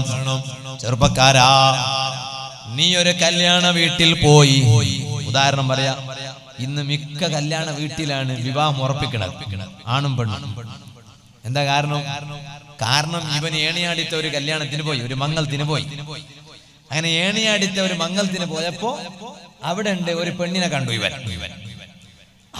പിന്നെ ഇവന് ഊണുമില്ല, ഊണും ഉറക്കും ദൊന്നുമേ കൂടാതെ എന്ന് പറഞ്ഞില്ലേ? ഊണുമില്ല, ഉറക്കില്ല. ഔലിയാക്കൾക്ക് ഊണും ഉറക്കില്ലാതെ ഇബാദത്താണ് അവർ, നിസ്കാരാണ്, ഖുർആനും. അതാ ശൈഖ് ജീലാനി റളിയല്ലാഹു അൻഹു ഇങ്ങനെ രാത്രി ഖുർആൻ ഓതി അവസാനം ഉറക്കം വരാനായപ്പോ സുബ്ഹാനല്ലാഹ് ഒറ്റ കാല് ഇങ്ങനെ നിന്നിട്ടാണ് പിന്നെ ഖുർആൻ. എന്താ ഉറക്കം വരാതെ എന്നാ ഇവന് പിന്നെ ഊണുമില്ല, ഉറക്കില്ല. എന്താടാ നിനക്ക് ഊണുമില്ല, ഉറക്കില്ല? അതൊന്നുമില്ല, ചുമ്മാ വെറുതെ. അല്ല, ഇതുവരെ നല്ലോണം കഴിച്ചിരുന്നല്ലോ ഇവനിന്റെ മുന്നിൽ പൊറോട്ട ഇറച്ചി കൊണ്ടെന്ന് വെച്ചാലാണ് ഇവന്റെ തനി നേരം മനസ്സിലാണത്. പക്ഷെ ഇപ്പൊ നോക്കുമ്പോ പൊറോട്ട അല്ല, ഇറച്ചിയല്ല, എന്ത് കൊണ്ടെന്ന് വെച്ചാലും അത് വേണ്ട. എന്താ കാരണം അതിനേക്കാളും വലിയ സംഗതിയാണ് ഇവന്റെ മനസ്സിലിരുന്ന് നിൽക്കുന്നത്. ഏതാണ് ഈ സംഗതി? ഏണിയാട്ടിത്തെ മംഗളത്തിന്റെ പുരക്ക് പോയപ്പോ അവിടെ കണ്ട ഒരു പെണ്ണ്. ഇല്ലേ? ഇന്ന് മിക്ക സ്ഥലത്തും അങ്ങനെയല്ലേ? എന്നിട്ട് ഇവന്റെ ഫുള്ളായിട്ടുള്ള ഗവേഷണം, അന്വേഷണം ആ പെണ്ണിനെ കുറിച്ച്. അതാര്, അവളെ നമ്പർ എങ്ങനെ കിട്ടൂ? എന്നിട്ട് മെല്ലെ നമ്പർ സംഘടിപ്പിച്ചു. ആരോ നമ്പർ ഒപ്പിച്ചു കൊടുത്തു. ആരാര്? വേറെ ആരും അല്ല, ഇവന്റെ സ്വന്തം പെങ്ങളെന്നെ. ഞാൻ എല്ലാ സഹോദരിമാരോട് പറയട്ടെ, സ്വന്തം ആങ്ങളക്കാണെങ്കിലും മറ്റൊരു പെണ്ണിന്റെ നമ്പർ ഒപ്പിച്ചു കൊടുക്കാൻ പാടില്ല. നിങ്ങൾ വ്യഭിചാരത്തിന് പ്രോത്സാഹിപ്പിച്ചു എന്നാണ് അതിന്റെ അർത്ഥം. അപ്പൊ ഞാൻ പറഞ്ഞു വന്നത്, നമ്പർ ഒപ്പിച്ചിട്ട് പിന്നെ വിളിച്ച് ഹലോ ആരാ? ഇത് ആദ്യം സംസാരമൊന്നുമില്ല, പിന്നെ കട്ടാക്കി, രണ്ടാമതായിട്ടും കട്ടാക്കി, ഒന്ന് ശബ്ദം മാത്രം കേൾക്കുന്നു. കാരണം ഇത് കണ്ടത് മാത്രല്ലേ, ശബ്ദം കേട്ടിട്ടില്ലല്ലോ, ശബ്ദം ഫോണിൽ കേൾക്കാനാ. പിന്നീട് വിളിയോടെ വിളി, പിന്നെ വാട്സപ്പുമാണ്, വീഡിയോ കോളുമാണ്. ഞാൻ നിന്നെ ശരിക്കും കണ്ടിട്ടില്ല മംഗളത്തിന്റെ പുറക്ക്, ഒന്ന് വീഡിയോ കോളിൽ വന്നെങ്കിൽ ശരിക്കും കാണായിരുന്നേന്ന്. പിന്നെ വിളിച്ച്, അങ്ങനെ വിളിച്ച്. പിന്നെ പ്രണയം, ലവ്, പിന്നെ പ്രണയം, സ്നേഹം, പിന്നെ ചാറ്റിങ്ങും കോളിങ്ങും. പഠിച്ചറബേ, പിന്നെ നീ വരുന്ന നാളെ ഞാൻ അവിടെ കിട്ടുന്ന, നീ വരുന്ന വരുന്നേ. അപ്പൊ ഇവൾക്കും ഒരു കൂത്തു ചെയ്തങ്ങനെ, ഇവൾക്ക് തീരെ ഒരു ലജ്ജയില്ലാത്ത പെണ്ണ്. ഇവളും പറഞ്ഞു ഞാൻ വരുന്നേ. ഇവളും പോയി. എവിടെ പോയി? ഏണിയടികാരും കാണണ്ട, കാസർഗോഡ് മെല്ലെ എവിടെയെങ്കിലും ഒരു കൂൾ ബാറിൽ മെല്ലെ കട്ടിട്ട് നമുക്ക് മിണ്ടാണ്. പിന്നെ പറഞ്ഞു നമുക്ക് അവിടെ ശരിയാവില്ല, കൂൾ ബാർക്ക് എല്ലാവരും വരും, ഷോപ്പിംഗ് മോളത്തെ ടോയ്ലറ്റിന്റെ അവിടെ പോവാന്നറിയാം. അങ്ങനെ എവിടെയോ ഷോപ്പിംഗ് മോളിൽ ടോയ്ലറ്റ് പോയി. അല്ലെങ്കിൽ തീരുമാനിച്ച്, അല്ലെങ്കിൽ എവിടെയും വേണ്ട, നമുക്ക് ട്രെയിൻ കയറാം, വലുത് മംഗലാപുരം വരെ പോയി വരാം. ടിക്കറ്റ് ഞാൻ എടുക്കുന്നത്. അങ്ങനെ മംഗലാപുരം വരെ പോയി വരും, സംസാരിക്കാൻ വേണ്ടി മാത്രം. പിന്നെ സ്നേഹം. പിന്നെ ഇവനക്ക് ബാപ്പയും വേണ്ട, ഉമ്മയും വേണ്ട, ഓൾക്കും അത്ര ബാപ്പയും വേണ്ട, ഉമ്മയും വേണ്ട. പിന്നെ രാത്രി 3 മണി, രാത്രി നട്ടപ്പാതിര 3 മണി വരെ ചാറ്റിംഗ് ഓൺലൈൻ. എന്താ ഓൺലൈൻ? ഇത് ചാറ്റിംഗ് ആണ് അങ്ങോട്ടും ഇങ്ങോട്ടും. എന്നിട്ട് സ്നേഹം. എന്നിട്ട് ഇവൻ തീരുമാനിച്ചു, ഞാൻ അവളെ തന്നെ കല്യാണം കഴിക്കും. ചെറുപ്പക്കാരൻ ഞാൻ പറയുന്നത് ശരിക്കും കേട്ടോ, അവളെ തന്നെ കല്യാണം കഴിക്കും. എത്ര പെൺകുട്ടികളെ സ്നേഹിച്ചിട്ട് അവളെ തന്നെ കല്യാണം കഴിക്കും തീരുമാനിച്ചവർ സദസ്സിലുണ്ടോ? അല്ലാഹു ആലം, അല്ലാഹുക്കറിയാം. എന്നാ അവളെ തന്നെ കല്യാണം കഴിക്കും. അവളോ നക്ക് വേറെ ആരും വേണ്ട, നാ മങ്ങിൽ അവിടെങ്കിൽ ഉണ്ടമേ, അവിടെ വേറെ ആരും അവിടെയുമില്ല. നക്ക് നിങ്ങൾ കൊതു നോക്കണ്ട, നീ നോക്കണമെങ്കിൽ കൊതു നോക്കിയെങ്കിൽ പടച്ചറബേ. ഇവളും വാശി പിടിച്ചു. ചെറുപ്പക്കാരാ, അങ്ങനെ സ്നേഹിച്ചുകൊണ്ടുള്ളൊരു ദാമ്പത്യ ജീവിതത്തിന് ബറക്കത്തില്ല. കാരണം ഞാൻ ശരിക്കും പറയുന്നത് കേട്ടോളൂ, കാരണം അതിന്റെ ആമുഖം വ്യഭിചാരമാണ്, അതിന്റെ തുടക്കം വ്യഭിചാരമാണ്. ആ വ്യഭിചാരം മുഖേന തുടക്കം കുറിച്ചൊരു ബന്ധമാണെങ്കിലും പിന്നീട് നിക്കാഹുകൊണ്ട് ചിലപ്പോ അവൾ നിന്റെ ഭാര്യയാണ്, നീ അവന്റെ ഭർത്താവാണെങ്കിലും, ഇപ്പൊ നിങ്ങൾ ഭാര്യ ഭർത്താക്കന്മാരാണെങ്കിലും അതിന്റെ തുടക്കം, ആ തുടക്കം വ്യഭിചാരമായതുകൊണ്ട്. എന്തേ വ്യഭിചാരം? ഉസ്താദേ, ഞങ്ങ മിണ്ടിനെ മാത്രം, ഞങ്ങ കൂടെ കിടന്നിട്ടില്ല, ഞങ്ങ മിണ്ടിനെ മാത്രം. മിണ്ടിയെങ്കിലും വ്യഭിചാരമാണ്, ചാറ്റിയെങ്കിലും വ്യഭിചാരമാണ്, വീഡിയോ കോൾ ചെയ്തെങ്കിലും വ്യഭിചാരമാണ്. ഈ രൂപത്തിൽ തുടക്കം വ്യഭിചാരത്തിന്റെ അംശം കളർന്നതാണോ? പിന്നീടുള്ള വിവാഹം മാതൃകയുള്ള വിവാഹമല്ല. അപ്പൊ എനിക്ക് ഇഷ്ടമുള്ള ഒരു പെണ്ണിനെ മംഗലാകാൻ കഴിയുന്നില്ല എന്നാ പറയണേ. കഴിയുന്നില്ല എന്ന് പറഞ്ഞിട്ടില്ല, കഴിയും. നീ ഒരു സ്ഥലത്ത് പോയപ്പോഴേക്ക് ഒരു പെണ്ണിനെ കണ്ടുപോയി, നോക്കിയതല്ല, കണ്ടപ്പോ വീണ്ടും അങ്ങോട്ടേക്ക് തന്നെ നോക്കല്ല, കണ്ടുപോയതാണ്. കണ്ടുപോയപ്പോ നീ ഉമ്മാനോടും ബാപ്പാനോടും പോയി പറയണോ, ഞാൻ ഇങ്ങനെ ഒന്ന് തട്ടുമാസത്തിനൊന്ന് കണ്ടുപോയി, നോക്കിയതല്ലോ. ഇനിയിപ്പോ നാളത്തെ മംഗളത്തിന്റെ പുറക്ക് പോയിട്ട് എല്ലാം നോക്കാം. ഉരുസുകാരിൽ വരുന്നാർ നോക്കാം, എല്ലാവരും പോയിട്ട് ഇങ്ങനെ പെണ്ണുങ്ങന്മാർ ഇങ്ങനെ ക്യൂ ഒന്ന് പുറത്തു പോകുമ്പോ അവിടെ നിന്നിട്ട് എന്ത് ലേല വിളിക്കുന്ന, അങ്ങനെ ആക്കരുത്. എവിടെയെങ്കിലും ഒന്ന് കണ്ടുപോയി മനസ്സിൽ അങ്ങനെ ഒന്ന് ചിന്ത വന്നാൽ നീ പിന്നെ അവളെ നമ്പർ സംഘടിപ്പിക്കാനല്ല നോക്കേണ്ടത്. നീ എന്താ ചെയ്യണമെന്നറിയോ? വേഗം പോയിട്ട് ഉമ്മാനോട് പറയണം. ഉമ്മാനോട് പറഞ്ഞ അടി കിട്ടൂല, ബാപ്പനോട് പറഞ്ഞ ചിലപ്പോ 2 പേരടിക്ക് കിട്ടും. ഉമ്മാനോട് പോയിട്ട് പറയണം, ഉമ്മ ഞാനൊരു പെണ്ണിനെ ഇങ്ങനെ തട്ടുമാസത്തിന് കണ്ടുപോയി, നോക്കിയതൊന്നും അല്ല. ഇന്ന് വേള് പറയേണ്ടതായത് ബാപ്പമാർ, നിങ്ങൾക്ക് അറിയില്ല, അപ്പോ 8 മാസത്തിന് നോക്കി പോയതാണ്. പക്ഷെ എന്തോന്നറിയില്ല ഉമ്മ, ആ കുട്ടി നല്ല പാവം പോലെ തോന്നാണ്, ഞാൻ കല്യാണം കഴിക്കും. പക്ഷേ അതിന് ഉമ്മ പോയിട്ട് ശരിക്കും ഒന്ന് നോക്കണം, എനിക്ക് ഓക്കെ ആണോ എന്ന് നോക്കണം. അതിന്റെ പിന്നെ ഉമ്മാക്ക് ഓക്കെ എങ്കിൽ പിന്നെ ഞാൻ വേണമെങ്കിൽ ഒരു നോട്ടം നോക്കാം. ഒരു കല്യാണം അങ്ങനെ ഖിത്ബത്ത് ഒരു ആലോചന നടത്തിയിട്ടൊന്നുണ്ടല്ലോ, അത് നിങ്ങൾക്ക് ഓക്കെ എങ്കിൽ ഞാൻ നോക്കാം. ഇത് 60 പെൺകുട്ടികൾ നോക്കിയിട്ടായിന് ഓൻക്കൊന്നും അർപ്പിച്ചിട്ട് ഓൻക്ക് അവസാനം ഇറങ്ങേണ്ടത് സ്വർഗത്ത് 100 ലിസാൻ ഇറങ്ങി വരണം. ഓനെ കാറിൽ കയറി നോക്കുമ്പോ 65 പെൺപിള്ളേരെ ഫോട്ടോ ഉണ്ട്. ഇതെന്താ ഇതെല്ലാം ഞാൻ മംഗലാക്കാൻ ഉറപ്പിച്ച മുറപ്പെണ്ണാണ്, പക്ഷേ നടന്നിട്ടില്ല. ഇത് ചിന്ത ശരിയാന്നല്ല. 65 നോക്കിയിട്ട് നമ്മൾ അങ്ങനെ നോക്കിയിട്ട് ഈ പെൺകുട്ടികളെ കണ്ണുനീരിറ്റിക്കല്ലേ ചെറുപ്പക്കാരാ, അത് മോശമാണ്. പിന്നെ നിന്റെ ജീവിതത്തിൽ വർഗത്തുണ്ടാവില്ല. അപ്പൊ പെണ്ണു നോക്കാൻ എങ്ങനെ?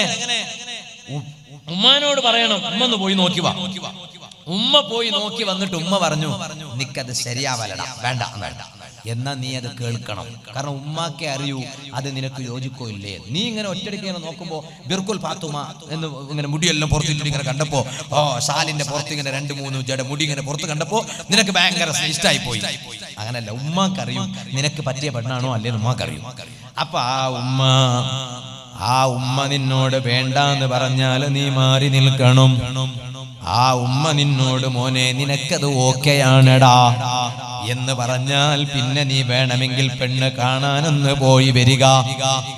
ആ പോയി വരുമ്പോ കൂടെ നിന്നിട്ട് സെൽഫി ഫോട്ടോ എടുക്കണ്ട.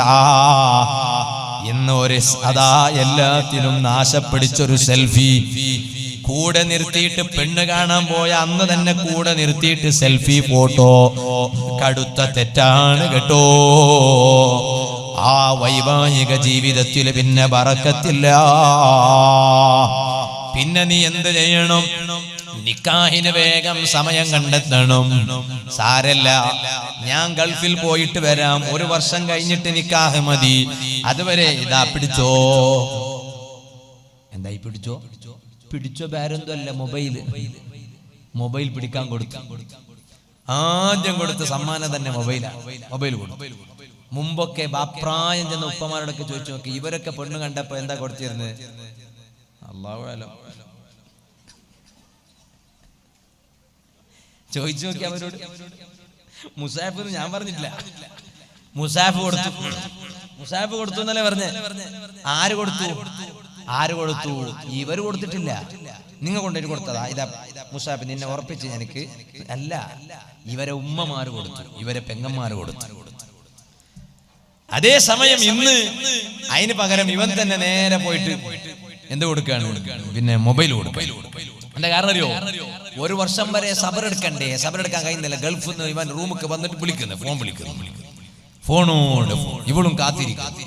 പിന്നെന്ത് മംഗലോ, എന്ത് കല്യാണോ, എന്ത് വിവാഹോ. ഇല്ല, നീ അങ്ങനെ ആകരുത്. നിന്റെ മനസ്സിൽ അവൾ വേണമെന്നുണ്ടായാലും പെട്ടെന്നൊരു നിക്കാഹിന് അവസരം കാണണം. നീ തീരുമാനിക്കണം ചെറുപ്പക്കാരാ, പെങ്ങളെ നീ തീരുമാനിക്കണം.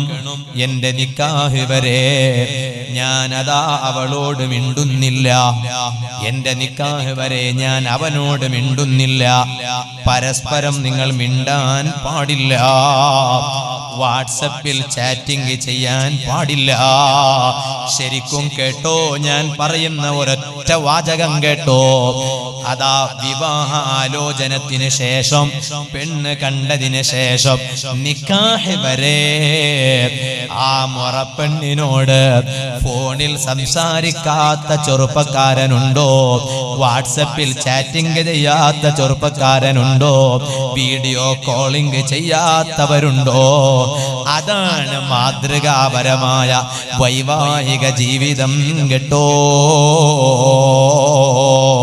അല്ലാത്ത ജീവിതത്തിൽ ബറക്കത്തില്ല, അതിലൂടെയുണ്ടായ മക്കളിൽ ബറക്കത്തില്ല. അപകടമാണ് കേട്ടോ. ഞാൻ സർവ്വ ചെറുപ്പക്കാരോട് പറയട്ടെ, കല്യാണത്തെ തുടർന്ന് എന്തെല്ലാം തോന്നിവാസങ്ങളുണ്ടോ അതിൽ ഒന്നും നിങ്ങൾ പെട്ടുകൂടാ. ഇസ്ലാമിനെ പറയിപ്പിക്കുന്ന ഒരു ചെയ്തിയും നമ്മിൽ ഉണ്ടാകാൻ പാടില്ല. നമ്മെ കണ്ട് എല്ലാരും നല്ലത് പറയണം. നമ്മളൊന്ന് ആലോചിച്ച് നോക്ക്, ഇവിടെ മറപ്പെട്ട് കിടക്കുന്ന മഹാന്മാർ ആ മഹാന്മാരുടെ പൊരുത്തം വാങ്ങാൻ എല്ലാവരും വരുന്നു. ജാതി മത വ്യത്യാസമില്ലാതെ വരുന്നു.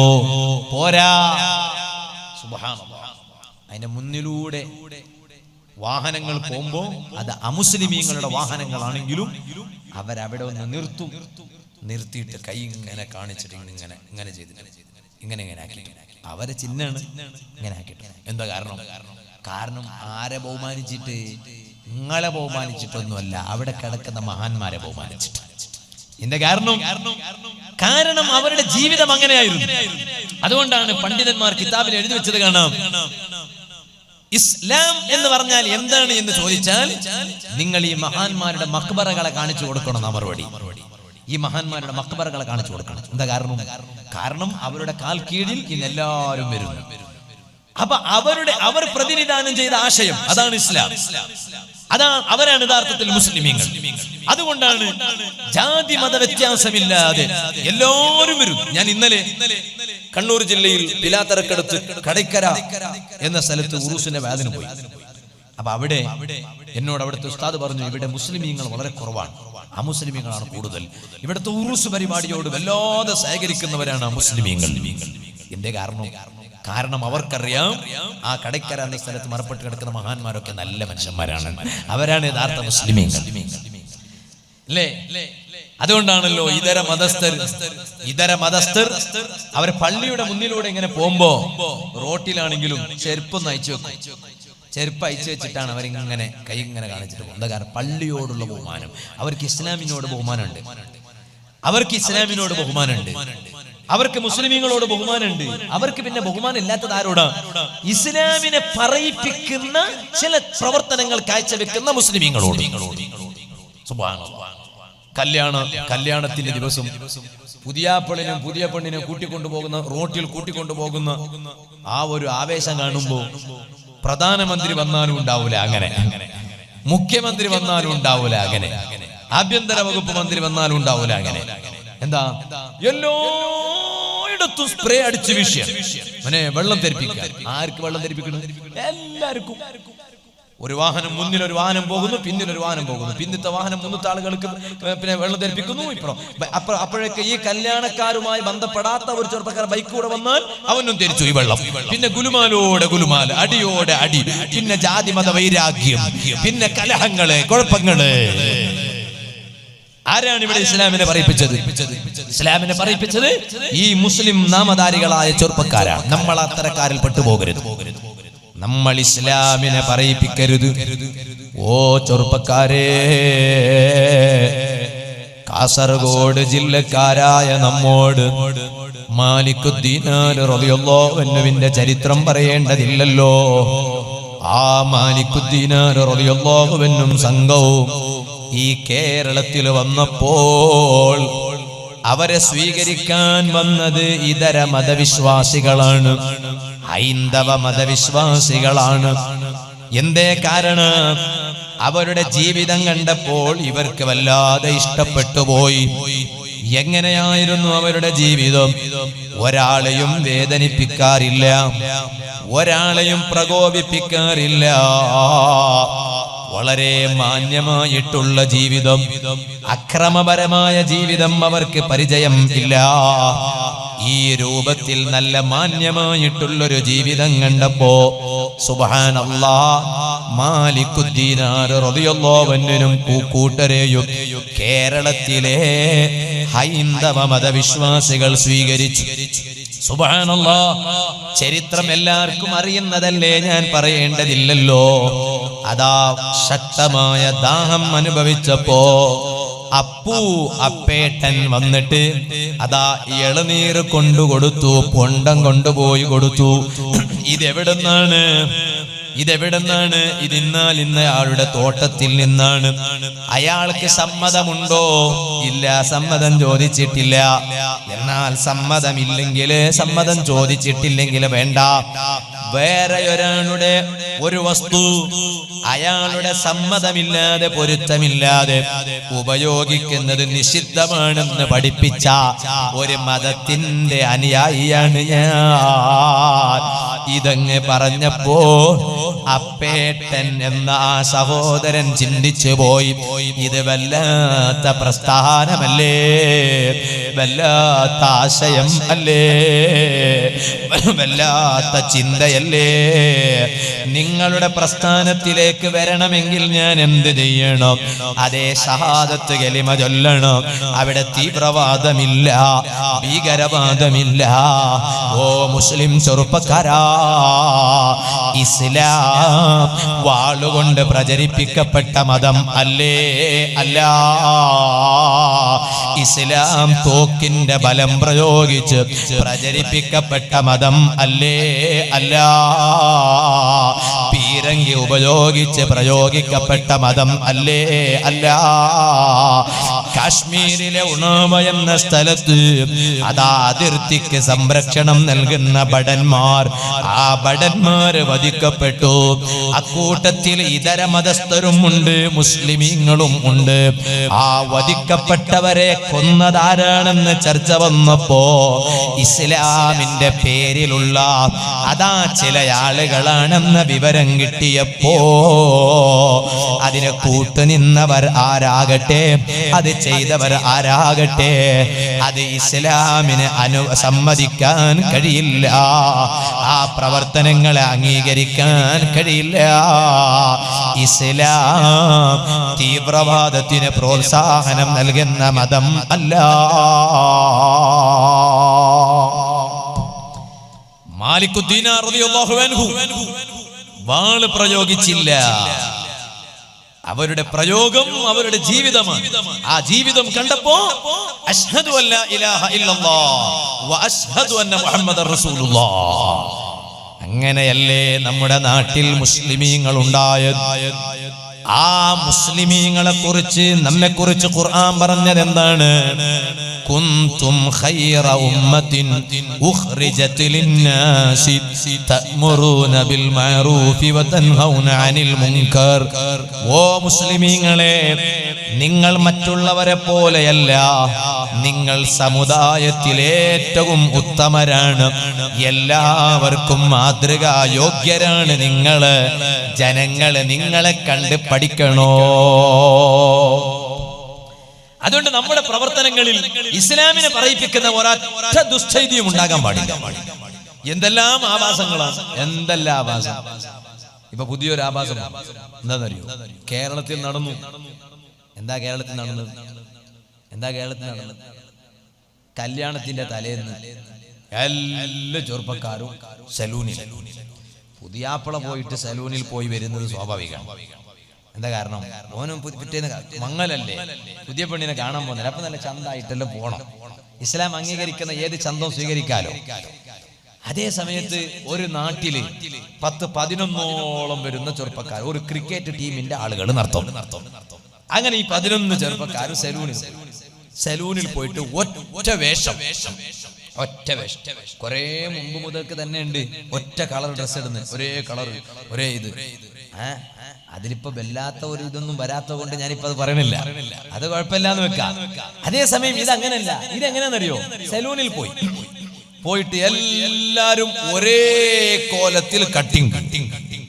ഇതെന്താ കാരണം അറിയോ? ഇത് പുതിയാപ്പിളന്റെ കൂടെ താളത്തേക്ക് പോകുന്ന ടീമാണ്. അന്ന് രാത്രി, ഏത് രാത്രി? പുതിയാപ്പിളിനെ കിഡ്നാപ്പ് ചെയ്യുന്ന രാത്രിയില്ലേ? പുതിയ പെണ്ണും പുതിയ പെണ്ണിന്റെ ഉമ്മയും പുതിയ പെണ്ണിന്റെ ബാപ്പൊക്കെ വീട്ടിൽ ഇങ്ങനെ കാത്തിരിക്കുക.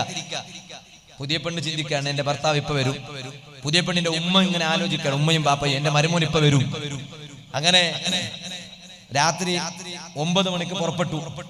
ഏണിയാടി നിന്ന് ബന്തെടുക്കാം അല്ലെ? ഇവിടെ സ്ഥലം ബന്തെടുക്കാൻ എടുത്തില്ലേ? അങ്ങനെ അടുക്കണ്ട ഇവിടെ ഉണ്ട്, ബന്തെടുക്ക. ഉദാഹരണം പറയാം, ഇവിടെ അങ്ങനെ നടന്നൊന്നല്ലട്ടാ. ഏണിയാടിന്റെ ബന്തെടുക്കത്തേക്ക് പോകാൻ എത്ര സമയം വേണോ? എത്ര സമയം വേണം? ഒരു 5 മിനിറ്റ്. പടച്ച റബ്ബേ, 9 മണിക്ക് ഏണിയാടിന്ന് പുറപ്പെട്ട ഈ പുതിയാപ്പിളയും ടീമും പിറ്റേന്ന് രാവിലെ ആയിട്ടും ബന്തെടുക്ക പുതിയ പെണ്ണിന്റെ വീട്ടിലെത്തിയിട്ടില്ല. എല്ലായിടത്തും തെരഞ്ഞു. അവിടെ വണ്ടി മറിഞ്ഞിട്ട് എവിടെയെങ്കിലും പോയി വീഴാനുണ്ടാ? ഇല്ല, അങ്ങനത്തെ സ്ഥലമൊന്നും ഇല്ല. വണ്ടി മറിഞ്ഞെങ്കിലും കാണൂ. അപ്പൊ പിന്നെ ഇവിടെ പോയി ഇവരെ പുതിയാപ്പിളന്റെ കൂടെ താളത്തേക്ക് വരുന്ന കൂട്ടരില്ലേ, അവർ കിഡ്നാപ്പ് ചെയ്തു. പുതിയാപ്പിളിന്റെ കൂടെ പോകുന്ന, അതായത് ആദ്യം തന്നെ പറഞ്ഞൊപ്പിച്ചില്ലേ, നിങ്ങളെല്ലാം ഒരേ സ്റ്റൈൽ കട്ടിങ് വേണം 11 ആളും, എന്നിട്ട് നമുക്ക് ഒന്നിച്ച് താളത്തേക്ക് പോകണം ആവുന്നെല്ലാം പറഞ്ഞു. ഈ കൂടെ ഉള്ള ആളുകൾ പുതിയാപ്പിളിനെ കിഡ്നാപ്പ് ചെയ്തതാണ്. അങ്ങനെ കല്യാണത്തിന്റെ പേരിൽ പുതിയ പെണ്ണിന്റെ വീട്ടിലേക്ക് പോകുന്ന ആദ്യത്തെ ദിവസം കിഡ്നാപ്പ് എന്ന് പറഞ്ഞിട്ടൊരു സ്വഭാവമുണ്ട്. എല്ലായിടത്തും തെരഞ്ഞോക്കി കിട്ടിയില്ല. അവസാനം പോലീസ് സ്റ്റേഷനിൽ പരാതി കൊടുത്തപ്പോ പോലീസ് അതിനെക്കുറിച്ച് എൻക്വയറി ചെയ്തു. നോക്കുമ്പോ പുതിയാപ്പിളന്റെ കൂടെ താളത്തേക്ക് പോയ ചെക്കന്മാർ പുതിയാപ്പിളനെ കിഡ്നാപ്പ് ചെയ്തു. മുമ്പൊക്കെ കിഡ്നാപ്പിന് ഒരു മൂല്യം ഉണ്ടായിരുന്നു. കിഡ്നാപ്പ് എന്ന് പറയുമ്പോ ഒരു പേടി. ഇത് കൂടെ നടക്കുന്നവരെന്നെ കിഡ്നാപ്പ് ചെയ്യുന്നു, എന്തൊരു കഷ്ടം. അതോടുകൂടെ കിഡ്നാപ്പിന് ബലമില്ലാതായി പോയി. ഞാൻ പറഞ്ഞു വന്നത്, ഏത് മതം പഠിപ്പിച്ചു ചെറുപ്പക്കാരായത്? പോലീസ് സ്റ്റേഷനിൽ മൊത്തം നാറിയില്ലേ, പത്രത്തിൽ മൊത്തം നാറ്റിച്ചില്ലേ, ന്യൂസ് ചാനലിൽ മൊത്തം നാറ്റിച്ചില്ലേ? ആരെയാണിത് നാറ്റിച്ചത്? ഇസ്ലാമിനെയല്ലേ, മുസ്ലിമീങ്ങളെയല്ലേ? ആരാണിത് നാറ്റിച്ചത്? മുസ്ലിം പേരുള്ള ചില ചെറുപ്പക്കാർ. നമ്മൾ അങ്ങനെ ആകരുത്. പിന്നെ വേറൊന്നുണ്ട്. എന്താ വേറൊന്നും അറിയോ? സുബ്ഹാനല്ലാഹ്, പുതിയാപ്പിളയും പുതിയ പെണ്ണും കല്യാണം കഴിഞ്ഞ് പോവാണ്. എങ്ങോട്ട് പോണം? ആദ്യം എങ്ങോട്ടാ പോണേ? ഒന്നിച്ച് പുതിയാപ്പിളന്റെ വീട്ടിലേക്കാ പുതിയ പെണ്ണിന്റെ വീട്ടിലേക്കാ? എങ്ങോട്ടാ പോണേ? പുതിയാപ്പിളന്റെ വീട്ടിലേക്കാണോ പുതിയ പെണ്ണിന്റെ വീട്ടിലേക്ക്? ഇവിടെ എങ്ങനെയാണ് റബ്ബേ ഒന്ന് പറഞ്ഞുതരാം. പുതിയ പെണ്ണ് കണ്ട അവിടെ തന്നെ നിങ്ങൾ രണ്ടാളും വ്യത്യാസമായി. മൂപ്പര് പുതിയ പെണ്ണിന്റെ വീട്ടിലേക്കാണ് പോയത്, അയാളെ പുതിയാപ്പിളന്റെ വീട്ടിലേക്ക്. അള്ളാഹ് ബർക്കത്ത് ചെയ്യട്ടെ. ഓരോരുത്തരും സൗകര്യത്തിന്റെ അടുത്തേക്ക് പോവും. ചിലർ 2 സ്ഥലത്തേക്കും പോകില്ല, വേറെ എവിടെയെങ്കിലും റൂം എടുത്തിരിക്കും. അങ്ങനത്തെ ചില മനുഷ്യന്മാരുണ്ട്. ഇപ്പൊ അതും ഒരു ഫാഷനാണ്. പുതിയാപ്പിളന്റെ വീട്ടിലേക്ക് പോകാൻ ധൈര്യം വരുന്നില്ല. അങ്ങനത്തെ ഒരു ഫാഷൻ വന്നിപ്പോ. ഇത് ആരായി ഉണ്ടാക്കിയതറിയോ? ഈ ഒക്കെ കോപ്പറാട്ടി കാണിക്കുന്ന ചെറുപ്പക്കാരാണ്. എന്താണെന്നറിയോ? പുതിയാപ്പിളന്റെ വീട്ടിലേക്ക് പോകാൻ പുതിയ പെണ്ണിന് ധൈര്യം വരുന്നില്ല. എന്താ കാരണം? അവിടെ എന്തെങ്കിലും ഗുലുമാലാക്കൂന്ന് പറഞ്ഞിട്ട്. പുതിയ പെണ്ണിന്റെ വീട്ടിലേക്ക് പോകാൻ പുതിയാപ്പിളക്ക് ധൈര്യം വരുന്നില്ല. എന്താ കാരണം എന്ന് പറഞ്ഞാല്, മംഗലം കഴിഞ്ഞ അന്ന് രാത്രി പുതിയാപ്പിളന്റെ വീട്ടിലേക്ക് പോയാൽ അവിടെ കുറെ അപ്പം ഉണ്ടാവും അല്ലെ? അപ്പം തിന്നാൻ വേണ്ടി അപ്പം റെഡിയാക്കി വെച്ചിരിക്കും. ഇതൊക്കെ പണ്ടത്തെ ഇപ്പൊ ഓർത്തിരിക്കും, ഇങ്ങനെ വെള്ളയിച്ചു കൊണ്ടിരിക്കുക. അങ്ങനെല്ലാം മുമ്പ് നടന്നതിനല്ലേ എന്റെ ജീവിതത്തിൽ ഇങ്ങനെ CD ഇങ്ങനെ റിവൈൻഡ് ചെയ്യേണ്ട, തൽക്കാലം ഫോർവേഡ് ചെയ്താൽ മതി. ഞാൻ പറഞ്ഞു തന്നത്, അപ്പൊ അപ്പം ഇങ്ങനെ ചുട്ടുവെക്കും. ആ ചുട്ടുവെച്ച കൂട്ടത്തില് ബാധക്കന്റെ തോല് ചുട്ടു വെച്ചിട്ടുണ്ട്. പൊരിച്ചിട്ട്, പഴത്തിന്റെ തോലില്ലേ അത് പൊരിച്ചിട്ട് വെച്ചിട്ട്. പഴംപൊരി അല്ല, പഴം തോലുപുരി. എന്താ കാരണം? അത് പുതിയാപ്പിളയോട് പുതിയ പെണ്ണിന്റെ വീട്ടുകാർ കാണിക്കുന്ന ഒരു തമാശ. എന്ത് തമാശ ഉമ്മമാരെ, ഉളുപ്പില്ലാത്ത തമാശ.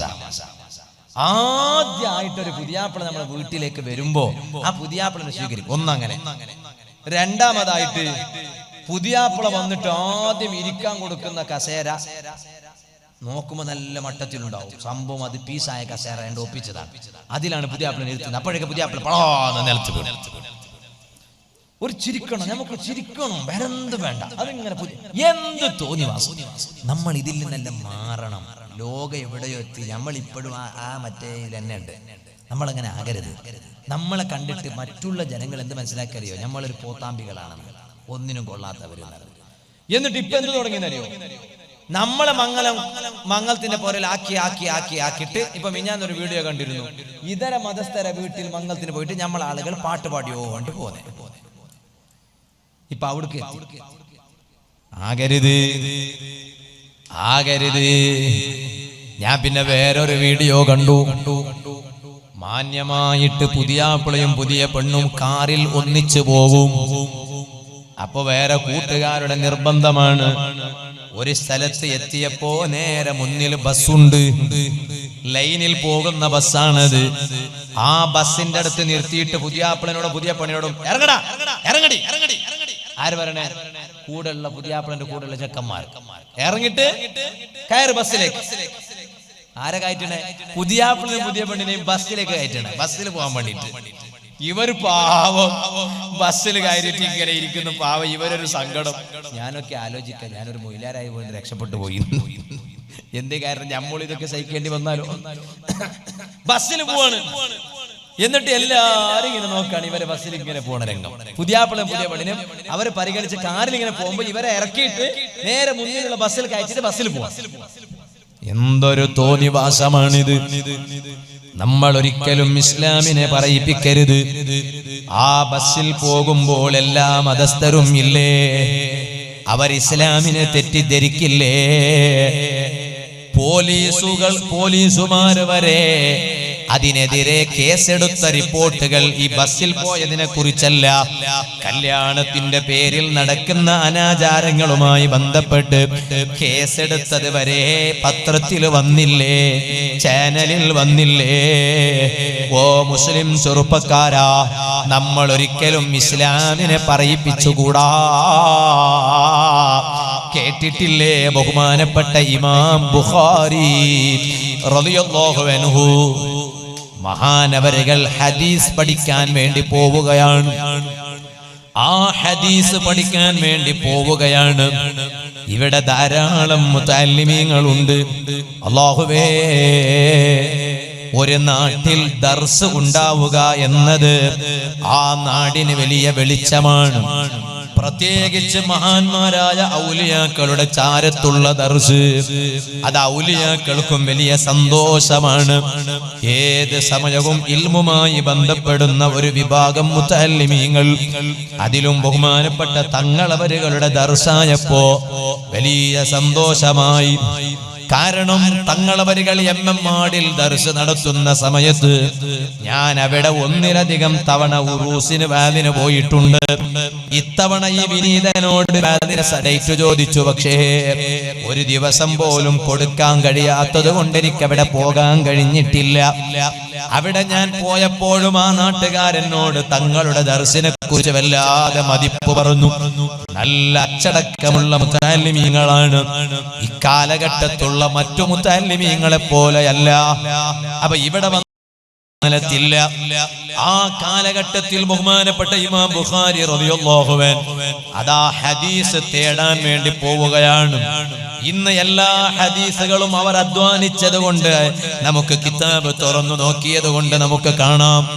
അതേസമയം ഒരൊറ്റ ഹദീസ് നേരിൽ മനസ്സിലാക്കാൻ വേണ്ടി അതാ സിറിയയിൽ നിന്ന് മദീനയിലേക്ക് നടന്നുപോയ സ്വഹാബത്തിന്റെ ചരിത്രമില്ലേ മുതഅല്ലിമീങ്ങളെ? ഒരൊറ്റ ഹദീസ്, ആ ഹദീസ് ഞാൻ കേട്ടു.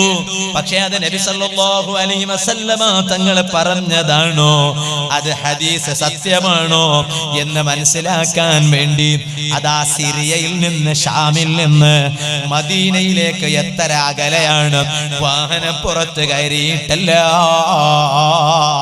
നടന്നിട്ട് പോയി മടങ്ങി വന്ന സ്വഹാബത്തിന്റെ ചരിത്രം ഇല്ലേ?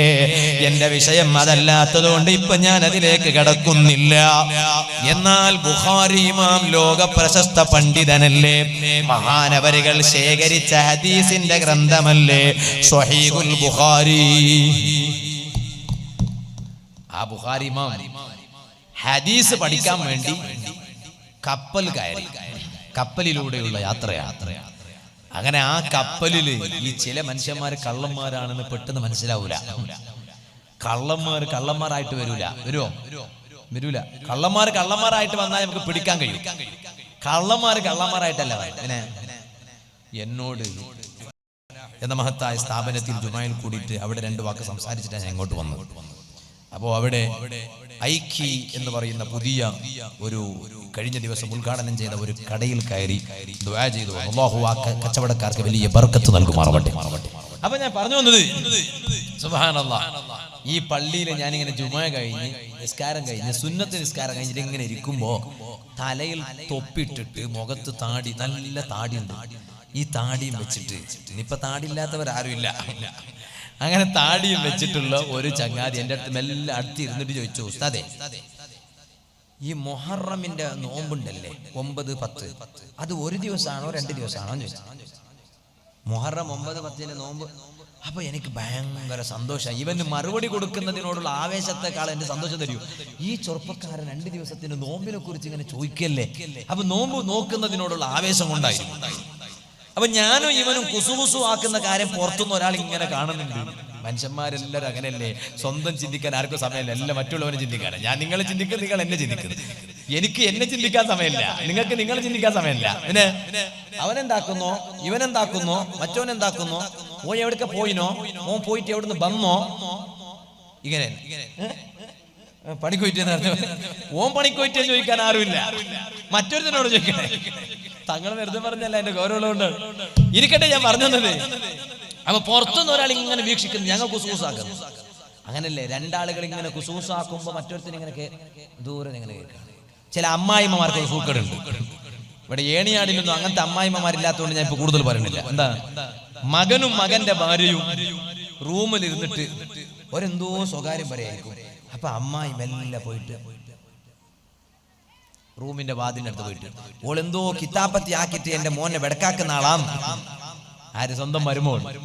സുബ്ഹാനല്ലാഹ്. അങ്ങനെ ചില, അതുപോലെ തന്നെ മകളും മകളെ ഭർത്താവും കുറെ നേരം റൂമിൽ ഇരുന്നാല് പോയിട്ട് മെല്ലെ പോയിട്ട് ബേബ ബേബ കറിയാക്കോ കൊണ്ട് ചോറാക്കോ കൊണ്ടു എന്ന് വിളിക്കും അമ്മായിമ്മ. എന്താ കാരണം? അമ്മായിമ്മക്കോട് ചോറുണ്ടാക്കുന്നതല്ല വിഷയം. പിന്നെ കൂടുതൽ നേരം എന്റെ മോനോട് ഇവൾ സംസാരിക്കുന്നൊന്നും വേണ്ട, ഓൾ വെടക്കാക്കുവനെ എന്ന് ചിന്തിക്കും. ഇവിടെ ഒന്നും അത്തരത്തിലുള്ള ഉമ്മമാരില്ലാത്തത് ഞാൻ കൂടുതൽ പറയണില്ല. ഞാൻ പറഞ്ഞത്, അപ്പൊ ഈ കാര്യമായിട്ട് നമ്മളിങ്ങനെ സംസാരിക്കുന്ന പുറത്തുനിന്ന് ഒരാൾ കണ്ടു. ഞാൻ നിസ്കാരം കഴിഞ്ഞിട്ട് ഇങ്ങനെ പുറത്ത് വരുമ്പോഴേക്ക് ഒരാൾ മെല്ലെ എന്നോട് ചോദിച്ചു, ഉസ്താദേ ഓ എന്താ ഉസ്താദ് സംസാരിച്ചു? അപ്പൊ ഞാൻ ചോദിച്ചു, നിങ്ങൾക്ക് എന്തിനാ അധിക പ്രസംഗം? ഇല്ലല്ലേ, അങ്ങനല്ലേ, ഞാനും സംസാരിച്ചു, നിങ്ങൾക്ക് എന്തിനാ അറിയേണ്ട ആവശ്യം? അല്ല ഉസ്താദേ, ഞാൻ ഒരു കാര്യം പറയാനുണ്ട്, അത് പറഞ്ഞ ഉസ്താദിന് കാര്യം ഉണ്ടാവും. ആ കാര്യം ഉണ്ടാവും കരുതി ഞാൻ കരുതി പ്രസംഗത്തിൽ പറയാൻ കിട്ടും. അപ്പൊ എന്തെങ്കിലും പുതിയൊരു മാറ്റർ കിട്ടിയാൽ നമ്മൾ ഈ പറഞ്ഞത് തന്നെ പറയുമ്പോ, ഇപ്പൊ ഈ KL-14 പോലത്തെ ഇവരൊക്കെ ഉണ്ടാകുമ്പോ പിന്നെ നമുക്ക് പറഞ്ഞത് പറയാനും പറ്റൂല. ഇന്നലെ പറഞ്ഞത് ഇന്ന് പറയാൻ പറ്റൂല, ഇന്ന് പറഞ്ഞത് നാളെയും പറയാൻ പറ്റൂല, നാളെ പറഞ്ഞ മറ്റന്നാളെ പറയാൻ പറ്റൂല. ഇയാൾ പറഞ്ഞത് തന്നെ പറഞ്ഞ് എല്ലാ ദിവസവും വേദന പിന്നെ എന്താക്കുന്നേ? നിങ്ങൾക്ക് ആഴ്ചയിൽ 4-5 ദിവസം ഏണിയാടി ഉറൂസ് ഉണ്ടാവും, ഞങ്ങൾക്ക് ഇത് കാലാകാല ഉറൂസ് തന്നെയല്ലേ. ഞാൻ പറഞ്ഞു തന്നത്. അപ്പോ ഇയാൾ ഇങ്ങനെ പറഞ്ഞപ്പോ ഞാൻ കരുതി ഒരു പുതിയ കാര്യം ഇയാൾക്ക് പറയാനുണ്ടാവും. അങ്ങനെ ഞാൻ എന്താക്കിയെന്നറിയോ, ഞാൻ ഇയാളോട് ചോദിച്ചു, ഇയാൾ ഇങ്ങനെ പറഞ്ഞത് മുഹറമിന്റെ നോമ്പിനെ കുറിച്ച്. കള്ളോ അങ്ങനെ ചോദിച്ചാ? അപ്പൊ ഞാൻ ചോദിച്ചു, നിങ്ങൾ എന്തിനാ മനുഷ്യനെ മുഹറം നോമ്പിനെ കുറിച്ച് ചോദിച്ചു കള്ളം? ഉസ്താദേ, അവനൊരു പെയിന്റിംഗ് പണിക്കാരനാ. ഇയാൾ പറയാ, ഇതിന്റെ അർത്ഥം ഈ പെയിന്റിംഗ് പണിക്കാരൊക്കെ കുഴപ്പക്കാരെന്നല്ലോ. അങ്ങനെ ആരും തെറ്റിദ്ധരിക്കണ്ട, ഒക്കെ നല്ലവരാ, അള്ളാഹു ബർക്കത്തായിട്ട്. അപ്പൊ പെയിന്റിംഗ് പണിക്കാരനാ, പെയിന്റ് മനസ്സിലായില്ലേ? അങ്ങനെ എന്റെ മകളെ കല്യാണം അടുത്തപ്പോ എന്റെ വീട്ടിലേക്ക് പെയിന്റിംഗ് ചെയ്യാൻ വേണ്ടി ഇവൻ വന്നിരുന്നു. ഇവൻ പോകുമ്പോ എന്റെ മകളെ എല്ലാ പൊന്നും കട്ടിട്ടാ പോയത് ഉസ്താദെ, കാട്ടുകള്ളനായി പടച്ചറബേ. അപ്പൊ ഞാൻ ആകെ സംശയത്തില്ല, ഞാൻ കൺഫ്യൂഷനാ. എന്താ കാരണം? ഈ കള്ളൻ നന്നായതാണോ അല്ല എന്നെ പറ്റിച്ചതാണോ?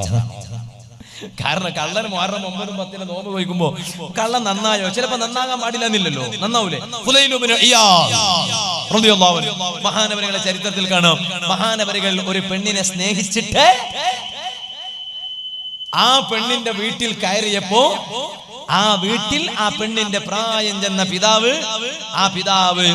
അലം യഅനിലില്ലദീന ആമനു അൻ തഖ്ശഅ ഖുലൂബുഹും ലിദിക്രില്ലാഹ്, ഈമാനുള്ളവർക്ക് കരയാനായിട്ടില്ലേ എന്ന് അർത്ഥം തരുന്ന ആയത്ത് കേട്ടപ്പോ ആ സ്നേഹം നിർത്തി നല്ല ഇസ്ലാമിന്റെ തനിമയോട് ജീവിച്ച് വലിയ മഹാനായി.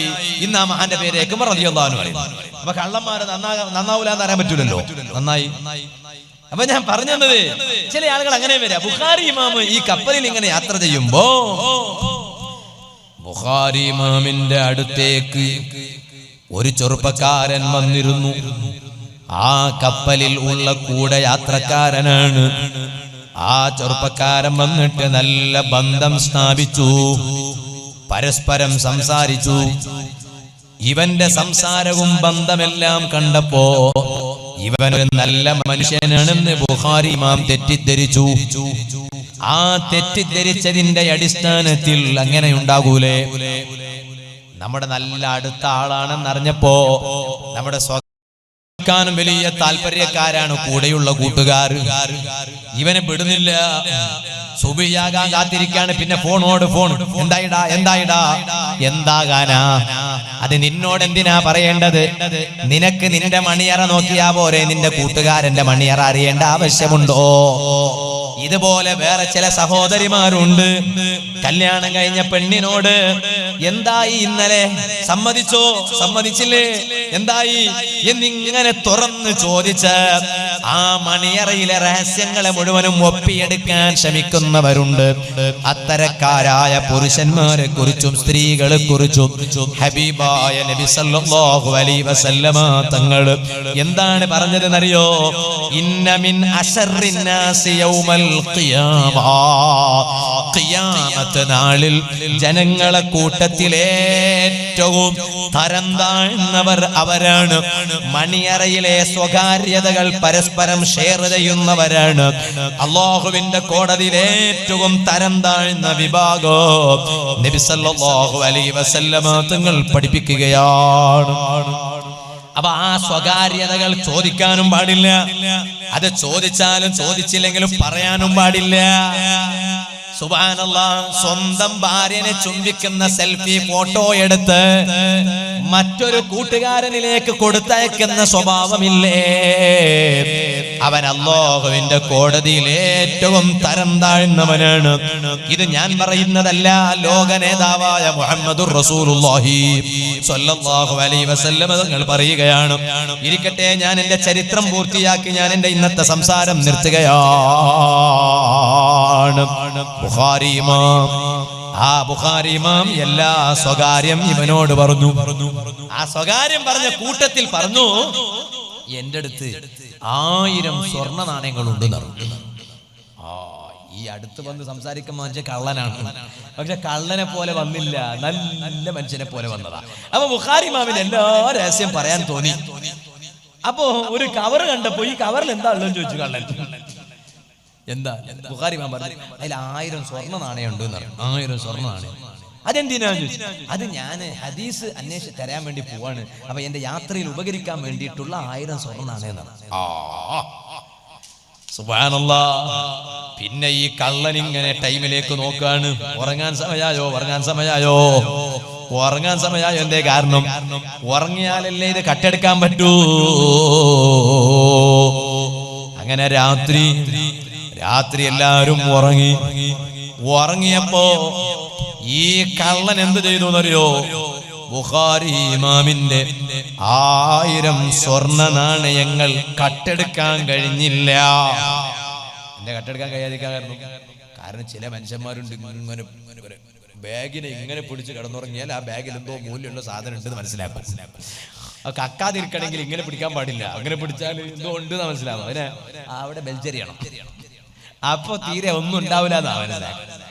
പല ജാതി കള്ളന്മാരോട്ടോ, ഞാനിപ്പോ ഇതിലേക്ക് കിടക്കണില്ല. ഞാൻ പറഞ്ഞു തന്നത്, ഇയാൾ ഒരു ആക്ടിങ് ചെയ്തു.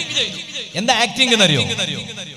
നട്ടപ്പാതിരായപ്പോ, അർദ്ധരാത്രി ആയപ്പോ ഈ കള്ളൻ കരയാൻ തുടങ്ങി. ഭയങ്കര കരച്ചിൽ. കരഞ്ഞപ്പോ ഈ കരച്ചില് ഒച്ച കേൾക്കുമ്പോഴേക്ക് എല്ലാവരും എണീറ്റു. നോക്കുമ്പോ ഈ കള്ളൻ ഇങ്ങനെ കരയാണ്. സുബ്ഹാനല്ലാഹ്. എന്തിനാ കരയുന്നു ചോദിച്ചു കള്ളനോട്. അപ്പോ ഈ കള്ളൻ കപ്പലിലുള്ളവരോട് പറഞ്ഞു, എന്റെ അടുത്തൊരു സഞ്ചിയുണ്ടായിരുന്നു, ആ കവറിൽ 1000 സ്വർണ്ണ നാണയങ്ങൾ ഉണ്ടായിരുന്നു, അത് കാണുന്നില്ല. കള്ളമല്ലേ പറഞ്ഞത്? ആ മനുഷ്യന്റെ അരികിൽ 1000 സ്വർണ്ണ നാണയം ഇല്ലല്ലോ, ബുഖാരി ഇമാമിന്റെ അടുത്തല്ലേ ഉള്ളത്. പക്ഷെ ഇവൻ എന്തിനാ കള്ളം പറഞ്ഞത്? കള്ളം പറയാൻ കാരണം ഇതിപ്പോ ഈ മനുഷ്യന്റെ 1000 സ്വർണ്ണ നാണയം കട്ടെടുത്തു പോയി എന്ന് പറഞ്ഞാൽ അപ്പൊ ഈ കപ്പലിലുള്ള എല്ലാവരുടെയും ബാഗ് തെരഞ്ഞു നോക്കുമല്ലോ. നോക്കുമ്പോ ബുഖാരി ഇമാമിന്റെ സഞ്ചിയിൽ 1000 സ്വർണ്ണ നാണയം കാണുമല്ലോ. അത് ഈ മനുഷ്യന്റെതാണെന്നും പറഞ്ഞ് ബുഖാരി ഇമാം കട്ടെടുത്തതാണെന്നും പറഞ്ഞ് മനസ്സിലാക്കുമല്ലോ. അപ്പൊ ഈ മനുഷ്യന് 1000 സ്വർണ്ണ നാണയം വെറുതെ കിട്ടിയില്ലേ? ഈ ബുഖാരി ഇമാമിനെ കുറിച്ച് ഇവൻ ഇങ്ങനെ പറഞ്ഞു, അതാ കാണുന്നില്ല. അപ്പൊ എല്ലാവരും തീരുമാനിച്ചു, നമുക്കൊരു കാര്യം ചെയ്യാം, ഈ കപ്പലിൽ യാത്ര ചെയ്യുന്ന യാത്രക്കാരുടെ ബാഗിലൊന്ന് തെരഞ്ഞു നോക്കാം. എല്ലാവരുടെയും ബാഗ് തെരയാൻ നോക്കി. സുബ്ഹാനല്ലാഹ്. ഓ ചെറുപ്പക്കാരാ, നിങ്ങൾ ഇതുപോലെയുള്ള മഹാന്മാരെ പിന്തുടർന്ന് ജീവിക്കണം. സിനിമാ നടന്മാരെയല്ല, നടിമാരെയല്ല, സുബ്ഹാനല്ലാഹ്. പഴയ കാലത്ത് കാസർഗോഡ് ജില്ലയിലുള്ള മുതലാളിമാരും അവരുടെ ഒരു ഷോപ്പ് ഉദ്ഘാടനം ചെയ്യണമെങ്കിലും മഹാന്മാരായ സാദാത്തുക്കളെ വിളിക്കാറുണ്ടായിരുന്നു. പാണക്കാട് മുഹമ്മദ് അലി ശിഹാബ് തങ്ങൾ, അല്ലാഹു ദറജ വർദ്ധിപ്പിക്കട്ടെ, ശിഹാബ് തങ്ങളെ കൂട്ടിക്കൊണ്ടുവന്ന് ഉദ്ഘാടനം ചെയ്യിപ്പിച്ച് ദുആ ചെയ്യിപ്പിക്കാറുണ്ടായിരുന്നു. ബഹുമാനപ്പെട്ട സയ്യിദുനാ താജുൽ ഉലമാ, അല്ലാഹു അവിടുത്തെ ദറജ വർദ്ധിപ്പിക്കട്ടെ, ഒരു പുരുഷായുസ്സ് മുഴുവനോ അല്ലാഹുവിന്റെ ദീനിന്റെ ഇൽമിന് വേണ്ടി ചെലവഴിച്ച് ധാരാളം ആലിമീങ്ങളെ വാർത്തെടുക്കാൻ ഒരു പുരുഷായുസ്സ് മുഴുവനും ചെലവഴിക്കാൻ ഭാഗ്യം കിട്ടിയ മഹാനല്ലേ സയ്യിദുനാ താജുൽ ഉലമാ. ഞാൻ ഇങ്ങോട്ട് വരുമ്പോ എട്ടിക്കുളത്ത് പോയി അവിടുത്തെ ദർബാറിൽ ഇരുന്ന് ദുആ ചെയ്തിട്ട് ഇങ്ങോട്ട് വന്നതാണ്. വലിയ വലിയ അത്ഭുതങ്ങൾ കാണിച്ച മാനല്ലേ താജുൽ ഉലമാ. നമ്മളെല്ലാ തങ്ങന്മാരെ ബഹുമാനിക്കണം, എല്ലാ ആലിമീങ്ങളെയും ബഹുമാനിക്കണം. ഒരു തങ്ങളെയും ഒരു ആലിമിനെയും ഗ്രൂപ്പ് തിരിച്ച് ചീത്ത പറഞ്ഞുകൂടാ, രാഷ്ട്രീയം പറഞ്ഞ് ചീത്ത പറഞ്ഞുകൂടാ, സംഘടന പറഞ്ഞ് ചീത്ത പറഞ്ഞുകൂടാ. ഇരിക്കട്ടെ, ഞാൻ പറഞ്ഞു വന്നത് സുബ്ഹാനല്ലാഹ്. സുഹൃത്തുക്കളെ, അങ്ങനെയുള്ള പഴയ ആളുകളുള്ള ഈ കാസർഗോഡ് ജില്ലയിൽ ഇന്ന് ചില ഷോറൂമുകൾ ഉദ്ഘാടനം ചെയ്യിപ്പിക്കപ്പെടുന്നത് സിനിമാ നടന്മാരെ കൊണ്ടല്ലേ. ചില ഷോപ്പുകൾ ഉദ്ഘാടനം ചെയ്യിപ്പിക്കപ്പെടുന്നത് സിനിമാ നടിമാരല്ലേ. ആ കച്ചവടങ്ങളിൽ ബറക്കത്തുണ്ടോ? ഇരിക്കട്ടെ, ഞാനിപ്പോൾ അതിലേക്ക് കടക്കുന്നില്ല. പറഞ്ഞ വിഷയം മറക്കണ്ട. പറഞ്ഞത് ഈ കള്ളനിതങ്ങ് പറഞ്ഞപ്പോ ബുഖാരി എല്ലാവരുടെയും ബാഗ് തിരയാൻ നോക്കി കപ്പലിലുള്ള ആളുകൾ. ബുഖാരി ഇമാം എന്ത് ചെയ്തു? അവസാനം ബുഖാരി ഇമാമിന്റെ ബാഗ് തിരയാനാണ് ബാക്കിയുള്ളത്. അവിടെ അടുത്തേക്ക് എത്തിയപ്പോ ആ കവരിലുള്ള 1000 സ്വർണ്ണ നാണയങ്ങൾ എടുത്ത് നേരെ കടലിലോട്ട് വലിച്ചെറിഞ്ഞു. എന്തൊരത്ഭുതം അല്ലേ! ഈ കള്ളനിതിങ്ങനെ കാണുകയാണ്. ബുഖാരി ഇമാം കവരിലുള്ള 1000 സ്വർണ്ണ നാണയങ്ങൾ എടുത്ത് കടലിലോട്ട് വലിച്ചെറിഞ്ഞ രംഗം കള്ളൻ കാണുകയാണ്. കപ്പൽ എത്തേണ്ടടുത്തെത്തി. എല്ലാരും കപ്പലിൽ നിന്ന് താഴോട്ട് ഇറങ്ങുകയാണ്. ബുഖാരി ഇമാമും ഇറങ്ങി. അപ്പൊ ഈ കള്ളം വേഗം ബുഖാരി ഇമാമിന്റെ അടുത്ത് വന്നിട്ട് ചോദിച്ചു, അല്ല, നിങ്ങൾ എന്ത് മനുഷ്യനാ? നിങ്ങളെ കവറിലുള്ള 1000 സ്വർണ്ണ നാണയങ്ങൾ എന്തിനാണ് നിങ്ങൾ കടലിലോട്ട് വലിച്ചെറിഞ്ഞത്? ഓ മനുഷ്യ, എനിക്ക് എന്റെ 1000 സ്വർണ്ണ നാണയങ്ങളെക്കാളും വലുത് എനിക്ക് എന്റെ ഇസ്ലാമാണ് കേട്ടോ, എന്റെ മതമാണ് കേട്ടോ. എനിക്കുമില്ലേ ഒരു നേതാവ്. ഈ സ്വർണ്ണ നാണയത്തിന് വില കൽപ്പിക്കുന്നതിനേക്കാളും ഞാനൊരു നേതാവിനെ വില കൽപ്പിക്കുന്നുണ്ട്. ആരാണ് ആ നേതാവ്? എന്റെ മോമിനീങ്ങൾ ഒരു 2 മിനിറ്റ് നേരം അവിടെ തന്നെ ഒന്ന് എണീറ്റ് നിൽക്കുമോ? ഈ ചരിത്രം പറഞ്ഞ് ഞാൻ എന്റെ സംസാരം അങ്ങ് നിർത്തുകയാണ്. ആരാണ് എന്റെ നേതാവ്? കറം കീ തജല്ലി ദിക്കാ മേരെ മൗലാ മുझे भी मदीना बुला मेरे मौला हर वक्त तसव्वुर में मदीने की गली हो और यादे मुस्तफा सल्लल्लाहु अलैहि वसल्लम मेरे दिल में भी हो एक बार मदीना जाना है फिर वापस लौट कर नहीं आना है ना रईस हो ना वजीर हो ना में बादशाह ना अमीर हो दरे मुस्तफा है मेरी सल्तनत उसी सल्तनत का फकीर हो। ज़मीनो ज़मान तुम्हारे लिए, मकीनो मकान तुम्हारे लिए, चुनीनो चुना तुम्हारे लिए, हरे बने दो जहां तुम्हारे लिए। ताजदारे मदीना सरकारे आलम सैयदे काइनात जनाबे रसूलुल्लाह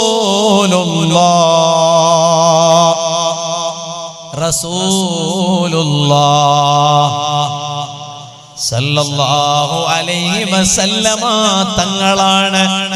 അല്ലയോ മനുഷ്യ, ഞാനീ 1000 സ്വർണ്ണ നാണയങ്ങളെ കടലിലോട്ട് വലിച്ചെറിഞ്ഞില്ല എന്ന് കണ്ടാൽ, ഈ കവറുകൾ തെരയുന്ന സമയത്ത് എന്റെ കവറ് തെരയുമല്ലോ.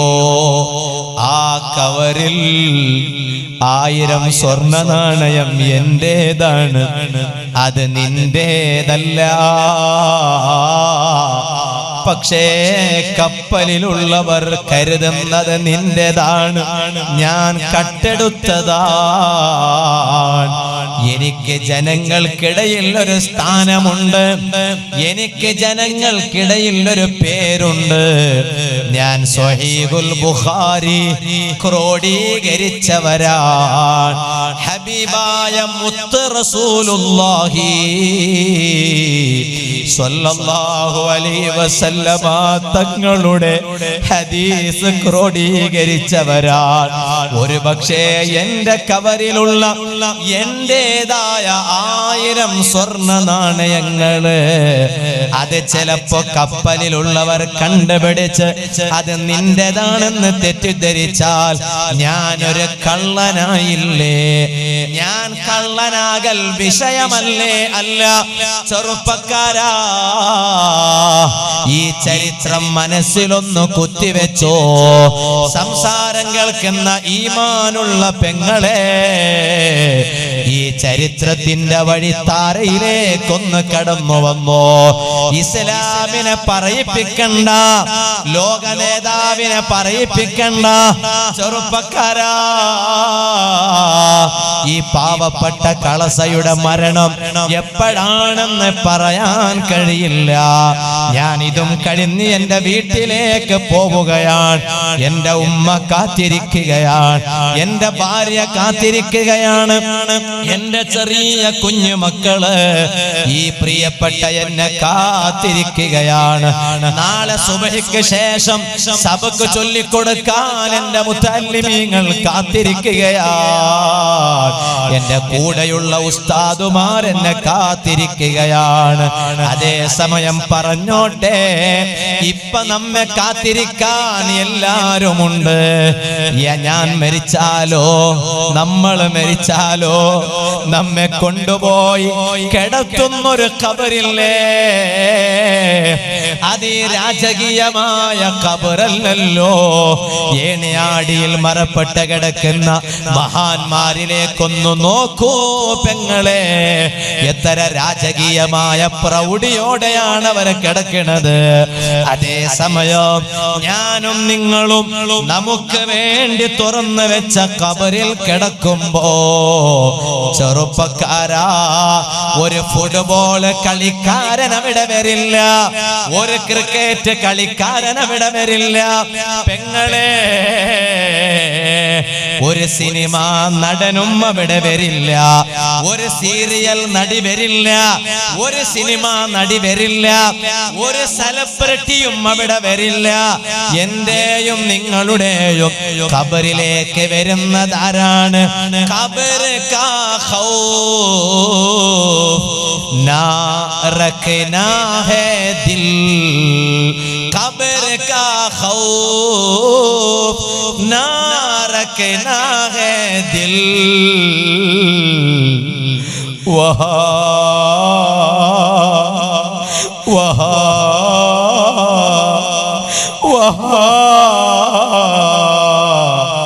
सरकार सल्लल्लाहु अलैहि वसल्लम के चेहरे की जियारत होगी ആ ഖബറിൽ കാണാനുണ്ട് ഒരു മുഖം കാണാനുണ്ട് അത് ലോക നേതാവിന്റെ സബ്സെ അഅല വ ഔല ഹമാറാ നബി ദോനോ ആലം का दूल्हा हमारा नबी अपना मौला का प्यारा हमारा नबी ഹബീബായ നബി സല്ലല്ലാഹു അലൈഹി വസല്ലമ തങ്ങളുടെ മുഖം കാണാനുണ്ട്. നീ ഇവിടെ ഹബീബിനെ പറയിപ്പിച്ചാൽ, നീ പരിഷ്കാരിയായി നടന്ന് ജീവിച്ചാൽ, ഹബീബിനെ നീ പറയിപ്പിച്ചാൽ, പെങ്ങളെ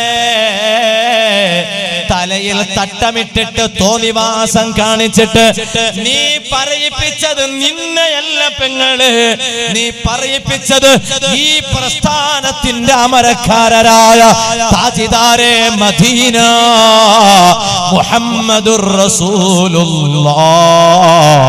സല്ലല്ലാഹു അലൈഹി വസല്ലമ തങ്ങളെയാണെങ്കിൽ ആ നേതാവിനെ ഖബറിൽ കാണിച്ചിട്ട് അതദ്രി ഹാദർ റജുല ഇതാരാണെന്ന് അറിയാമോ എന്ന് ചോദിക്കുമ്പോൾ ലാലാ ലാലാ ഇല്ല ഇല്ല വകാന നാസു യഖൂലൂന കദാ വകദാ ജനങ്ങൾ ഇങ്ങനെയൊക്കെ പറയാറുണ്ടായിരുന്നു എന്ന് പറയുന്നൊരവസ്ഥ വരരുതേ.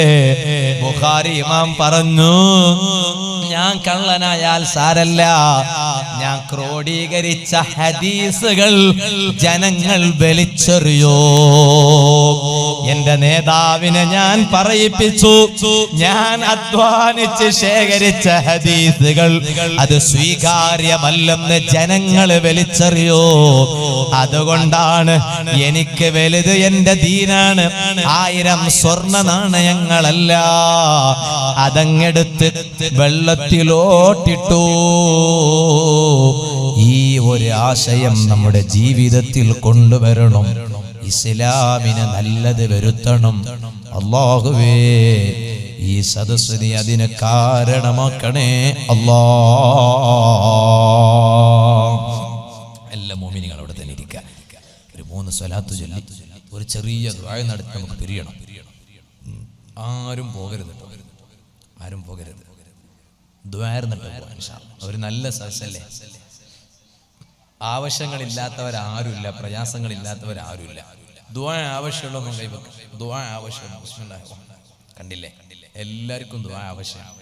അല്ലാഹു ഏത് സദസ്സിലാണ് അല്ലാഹു തആല നിധിയെ വെച്ചിട്ടുള്ളത് എന്ന് പറയാൻ പറ്റില്ല. ഏണിയാടിയിൽ നടക്കണ എല്ലാ വാലിന്റെ സദസ്സിലേക്കും നിങ്ങൾ വരണം. ഇന്ന് മാത്രമല്ല, എന്നും വരണം. കാരണം ഏത് സദസ്സിലാണ് അല്ലാഹു തആല നിധിയെ വെച്ചിട്ടുള്ളത് പറയാൻ കഴിയില്ല. അല്ലാഹു നമുക്ക് ഈ സദസ്സ് പരലോകത്ത് ഉപകരിക്കുന്ന സദസ്സാക്കി തരട്ടെ. ഇൻഷാ അല്ലാഹ് ദുആ ചെയ്യാൻ വേണ്ടി പോവാണ്. ഒരു നല്ല സദസ്സല്ലേ. കഴിഞ്ഞ തവണ ഞാൻ ഓർക്കുന്നു, ഇവിടെ ഉറൂസിന് വന്നപ്പോ അല്ലേ ഒരു ചെറിയ പിരിവ് നടത്തിയിരുന്നല്ലേ. എന്തിനായിരുന്നത്? ഇവിടുത്തെ എന്തോ ഒരു പദ്ധതിയും പറഞ്ഞിട്ട് കഴിഞ്ഞ തവണ ഉറൂസ് കമ്മിറ്റിന്റെ ചെയർമാനോടെ പോയി. ഇപ്പോഴുണ്ടായിരുന്നല്ലോ, എന്തോ ഒരു വിഷയം പറഞ്ഞു. അൽഹംദുലില്ലാഹ്, നിങ്ങളൊക്കെ നല്ല രൂപത്തിൽ അന്നത്തെ ആ സദസ്സിലുണ്ടായവർ നല്ല രൂപത്തിൽ ഏറ്റെടുത്തിരുന്നു, ശേഖരിച്ചിരുന്നു. അള്ളാഹു അവർക്കൊക്കെ വലിയ ബർക്കത്ത് ചെയ്യട്ടെ. അള്ളാഹു വലിയ ബർക്കത്ത് ചെയ്യട്ടെ.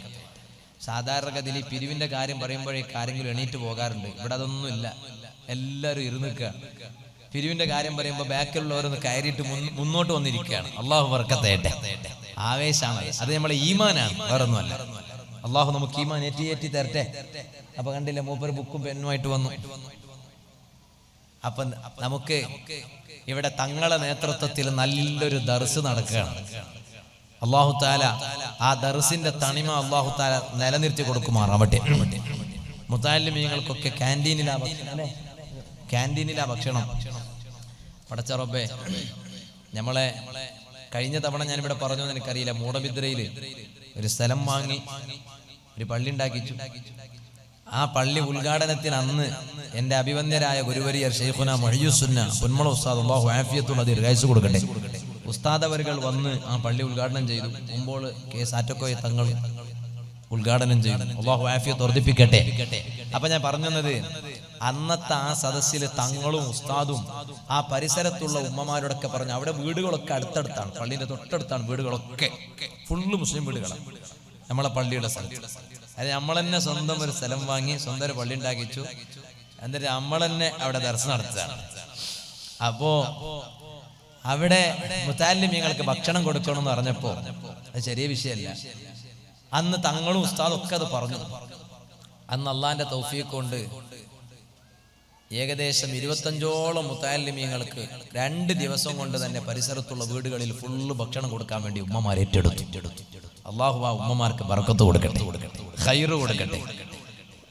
പക്ഷേ പഠിക്കണ മുത്താലിമീങ്ങൾക്ക് മാത്രം ഭക്ഷണം കിട്ടിയാൽ മതിയോ? ഉസ്താദ്മാർക്ക് ഭക്ഷണം കൊടുക്കണ്ടേ? ഞാൻ എവിടെങ്കിലും പോയി കഴിക്കും, അവിടെ ഇരുന്നിട്ട് ദർശനം നടത്തുന്ന 2 ഉസ്താദ്മാരില്ല, അവർക്ക് ഭക്ഷണം വേണ്ടേ? അപ്പോ ഒരു ചെറുപ്പക്കാരൻ പറഞ്ഞു, ഉസ്താദേ, ഞാൻ എൻ്റെ ഭാര്യനോട് ചോദിച്ചു നോക്കാം, ഭാര്യ സമ്മതിക്കുകയാണെങ്കിൽ എന്നും 3 നേരം ഞാൻ എൻ്റെ വീട്ടിൽ നിന്ന് ഉസ്താദ്മാർക്ക് ഭക്ഷണം കൊണ്ടുവന്ന് കൊടുക്കാം. അങ്ങനെ അൽഹംദുലില്ലാ ഭാര്യ സമ്മതിച്ചു. ഇപ്പൊ വർഷങ്ങളായി ആ വീട്ടിൽ നിന്ന് ആ ഒരു സ്ത്രീയാ 2 ഉസ്താദും 2 അല്ല 3, 4ഓളം ആളുകൾക്ക് ഭക്ഷണം എല്ലാ ദിവസവും 3 നേരം. എത്രയോ വർഷങ്ങളായി. അല്ലാഹു തആല അവർക്കൊക്കെ വലിയ ബർക്കത്ത് കൊടുക്കട്ടെ, അവരുടെ വിഷമങ്ങളൊക്കെ അല്ലാഹു മാറ്റി കൊടുക്കട്ടെ. അപ്പോ നമുക്ക് ആലിമീങ്ങളെ വാർത്തെടുക്കാൻ കഴിയണം. ബഹുമാനപ്പെട്ട തങ്ങളവരുടെ നേതൃത്വത്തിൽ നല്ലൊരു ദർസ് ഇവിടെ നടക്കുമ്പോൾ ഈ നാട്ടിലുള്ള മഹല്ല് കമ്മിറ്റി ആളുകൾ, ഇവിടത്തെ കമ്മിറ്റി ഭാരവാഹികളും നാട്ടിലെ നല്ലവരും പരിസരത്തുള്ളവരൊക്കെ അതിനോട് സഹകരിക്കുന്നുണ്ട്. അല്ലാഹു എല്ലാവർക്കും വലിയ ബർക്കത്ത് ചെയ്യട്ടെ. അങ്ങനെ ഈ മുത്താലിമീങ്ങൾക്ക് ഭക്ഷണം കൊടുക്കണം. അതിന് ഇവിടെ ഒരു ഇന്നത്തെ സദസ്സിൽ കൂടുതലൊന്നും ഞാൻ പറയില്ല, ഒരു കുട്ടിയെ ഏറ്റെടുക്കാൻ പറ്റിയ ഒരാൾ, അങ്ങനെ ഒരു 10 കുട്ടിയെ ഒരു വർഷത്തേക്ക് ഒരു വർഷത്തേക്ക് ഏറ്റെടുക്കാൻ പറ്റിയ കുറഞ്ഞ ആളുകളുടെ ഈ സദസ്സിൽ 10 ആളെ എനിക്ക് ആവശ്യമുള്ളൂ. ഇവിടെ 10 ഒന്നുമല്ലല്ലോ, കൂടുതലുണ്ടല്ലേ. 10 ആളാണ് എനിക്ക് ഇന്ന് വേണ്ടത്. കൂടുതലൊന്നും ഞാൻ ചോദിക്കില്ല, ബാക്കി പിന്നെ ആക്കാം. മുത്താലിമീങ്ങൾ ഒരുപാടുണ്ട്. ഞാൻ ഇങ്ങോട്ട് വരുമ്പോ എന്നെ വല്ലാതെ സന്തോഷിപ്പിച്ച ഒരു രംഗാണ്. ഈ മുത്താലിമീങ്ങളൊക്കെ കൈ ഇങ്ങനെ പിടിച്ച് ഈ സ്റ്റേജ് വരെ, അതുവരെ ഫുള്ള് മുത്താലിമീങ്ങളാണ്. അള്ളാഹു ബർക്കത്ത് ചെയ്യട്ടെ. ഏതൊരു സദസ്സിന്റെയും ഭംഗി അതാണല്ലോ, മുത്താലിമീങ്ങൾ മുന്നിൽ കണ്ടാൽ അതൊരു ഭംഗിയാണ്. മുത്താലിമീങ്ങൾ ഒരു നാട്ടിലുണ്ടായാൽ അതൊരു വലിയ റഹ്മത്താണ്. ഞാനൊരിക്കല് ഉപ്പിനങ്ങാടി ഭാഗത്ത്, ഞാൻ അന്ന് പുത്തൂർ ബൈത്തടുക്ക മക്കാമുള്ള പള്ളിയിൽ മുത്താലിമായി ഓതി പഠിക്കുന്ന സമയമാണ്. അന്ന് ഉപ്പിനങ്ങാടി നമ്മൾ ആ ബൈത്തർക്കത്തെ പള്ളിയിൽ മുഅല്ലിമായി ഉണ്ടായിരുന്ന ഒരു റസാഖ് മൊയ്ലാറുണ്ട്. മൂപ്പരെ പെങ്ങള് മരിച്ചപ്പോഴേക്ക് ആ മരിച്ച വീട്ടിൽ പോയിട്ട് ദ്വാരന്നിട്ട് വരാൻ പോയതാ. അപ്പൊ നമ്മളെ നക്കണിക്കാരാണ് ആ ഭാഗത്തൊക്കെ, മലയാളികളല്ല. അപ്പൊ നമ്മളിങ്ങനെ പോകുമ്പോ ചില സ്ത്രീകൾ, അന്ന് നമ്മളിങ്ങനെ ചെറിയ കുട്ടി മീസാൻ പഠിക്കുന്ന ആ സമയം, അപ്പൊ അതിലൂടെ ഇങ്ങനെ പോകുമ്പോ ആ മരിച്ച വീട്ടിലേക്ക് വരുന്ന ഈ സ്ത്രീകളൊക്കെ നമ്മളെ കാണിച്ചിട്ട് പറയാണ്, അതടി റാമത്ര മക്ക പോയോണ്ടുള്ളോ നോക്കടി, റാമത്ര മക്ക പോയോണ്ടുള്ളോ നോക്കടി. റാമത്ര മക്ക എന്ന് പറഞ്ഞാൽ റാമത്ത് എന്ന് പറയുന്ന പെണ്ണിന്റെ മക്കള്. അപ്പൊ എനിക്ക് വല്ലാത്ത സങ്കടം തോന്നിപ്പോയി. ഞാൻ റാമത്തിന്റെ മോനല്ലല്ലോ, ഞാൻ ആമിനന്റെ മോനാണ്. എന്റെ ഉമ്മാന്റെ പേര് ആമിന. പിന്നീടാണ് മനസ്സിലാകണത്, നമ്മളെ മുതിർന്ന കുട്ടികൾ ഓരെല്ലാം പറഞ്ഞു, റാമത്ത് എന്ന് പറഞ്ഞ റഹ്മത്ത് എന്നാണ്, റഹ്മത്തിന്റെ കുട്ടികളാണ്, അനുഗ്രഹത്തിന്റെ മക്കളാണ് മുത്തഅല്ലിമീങ്ങൾ, അവരാണ് പോകുന്നത്. അങ്ങനെയാണത്, അനുഗ്രഹത്തിന്റെ മക്കളാണ്. അപ്പൊ അതുകൊണ്ട് ഇൻഷാ അല്ലാഹ് ഒരു കുട്ടിക്ക് എത്ര വേണ്ടി വരും ഒരു വർഷത്തേക്ക്? 24,000 ഒറ്റടിക്ക് കൊടുക്കണ്ട അല്ലെ, ഗഡുക്കളായിട്ട് കൊടുത്താൽ മതി അല്ലേ? ഈ മുത്തഅല്ലിം ഏതാ 3 ഗഡുക്കളായി കൊടുത്താൽ മതി. നിങ്ങളല്ലേ കഴിഞ്ഞ കൊല്ലം ചെയർമാൻ? അപ്പൊ ഇപ്രാവശ്യം ചെയർമാൻ ആരാ? സെക്രട്ടറി. അള്ളാഹു ബർക്കത്ത് ചെയ്യട്ടെ, അള്ളാഹു ഖൈർ കൊടുക്കട്ടെ. അപ്പൊ ഞാൻ പറഞ്ഞത് 3 ഗഡുക്കളായി കൊടുത്താൽ മതി. ഒരു കാര്യം ചിന്തിച്ചോ, ഒറ്റൊരു കാര്യം,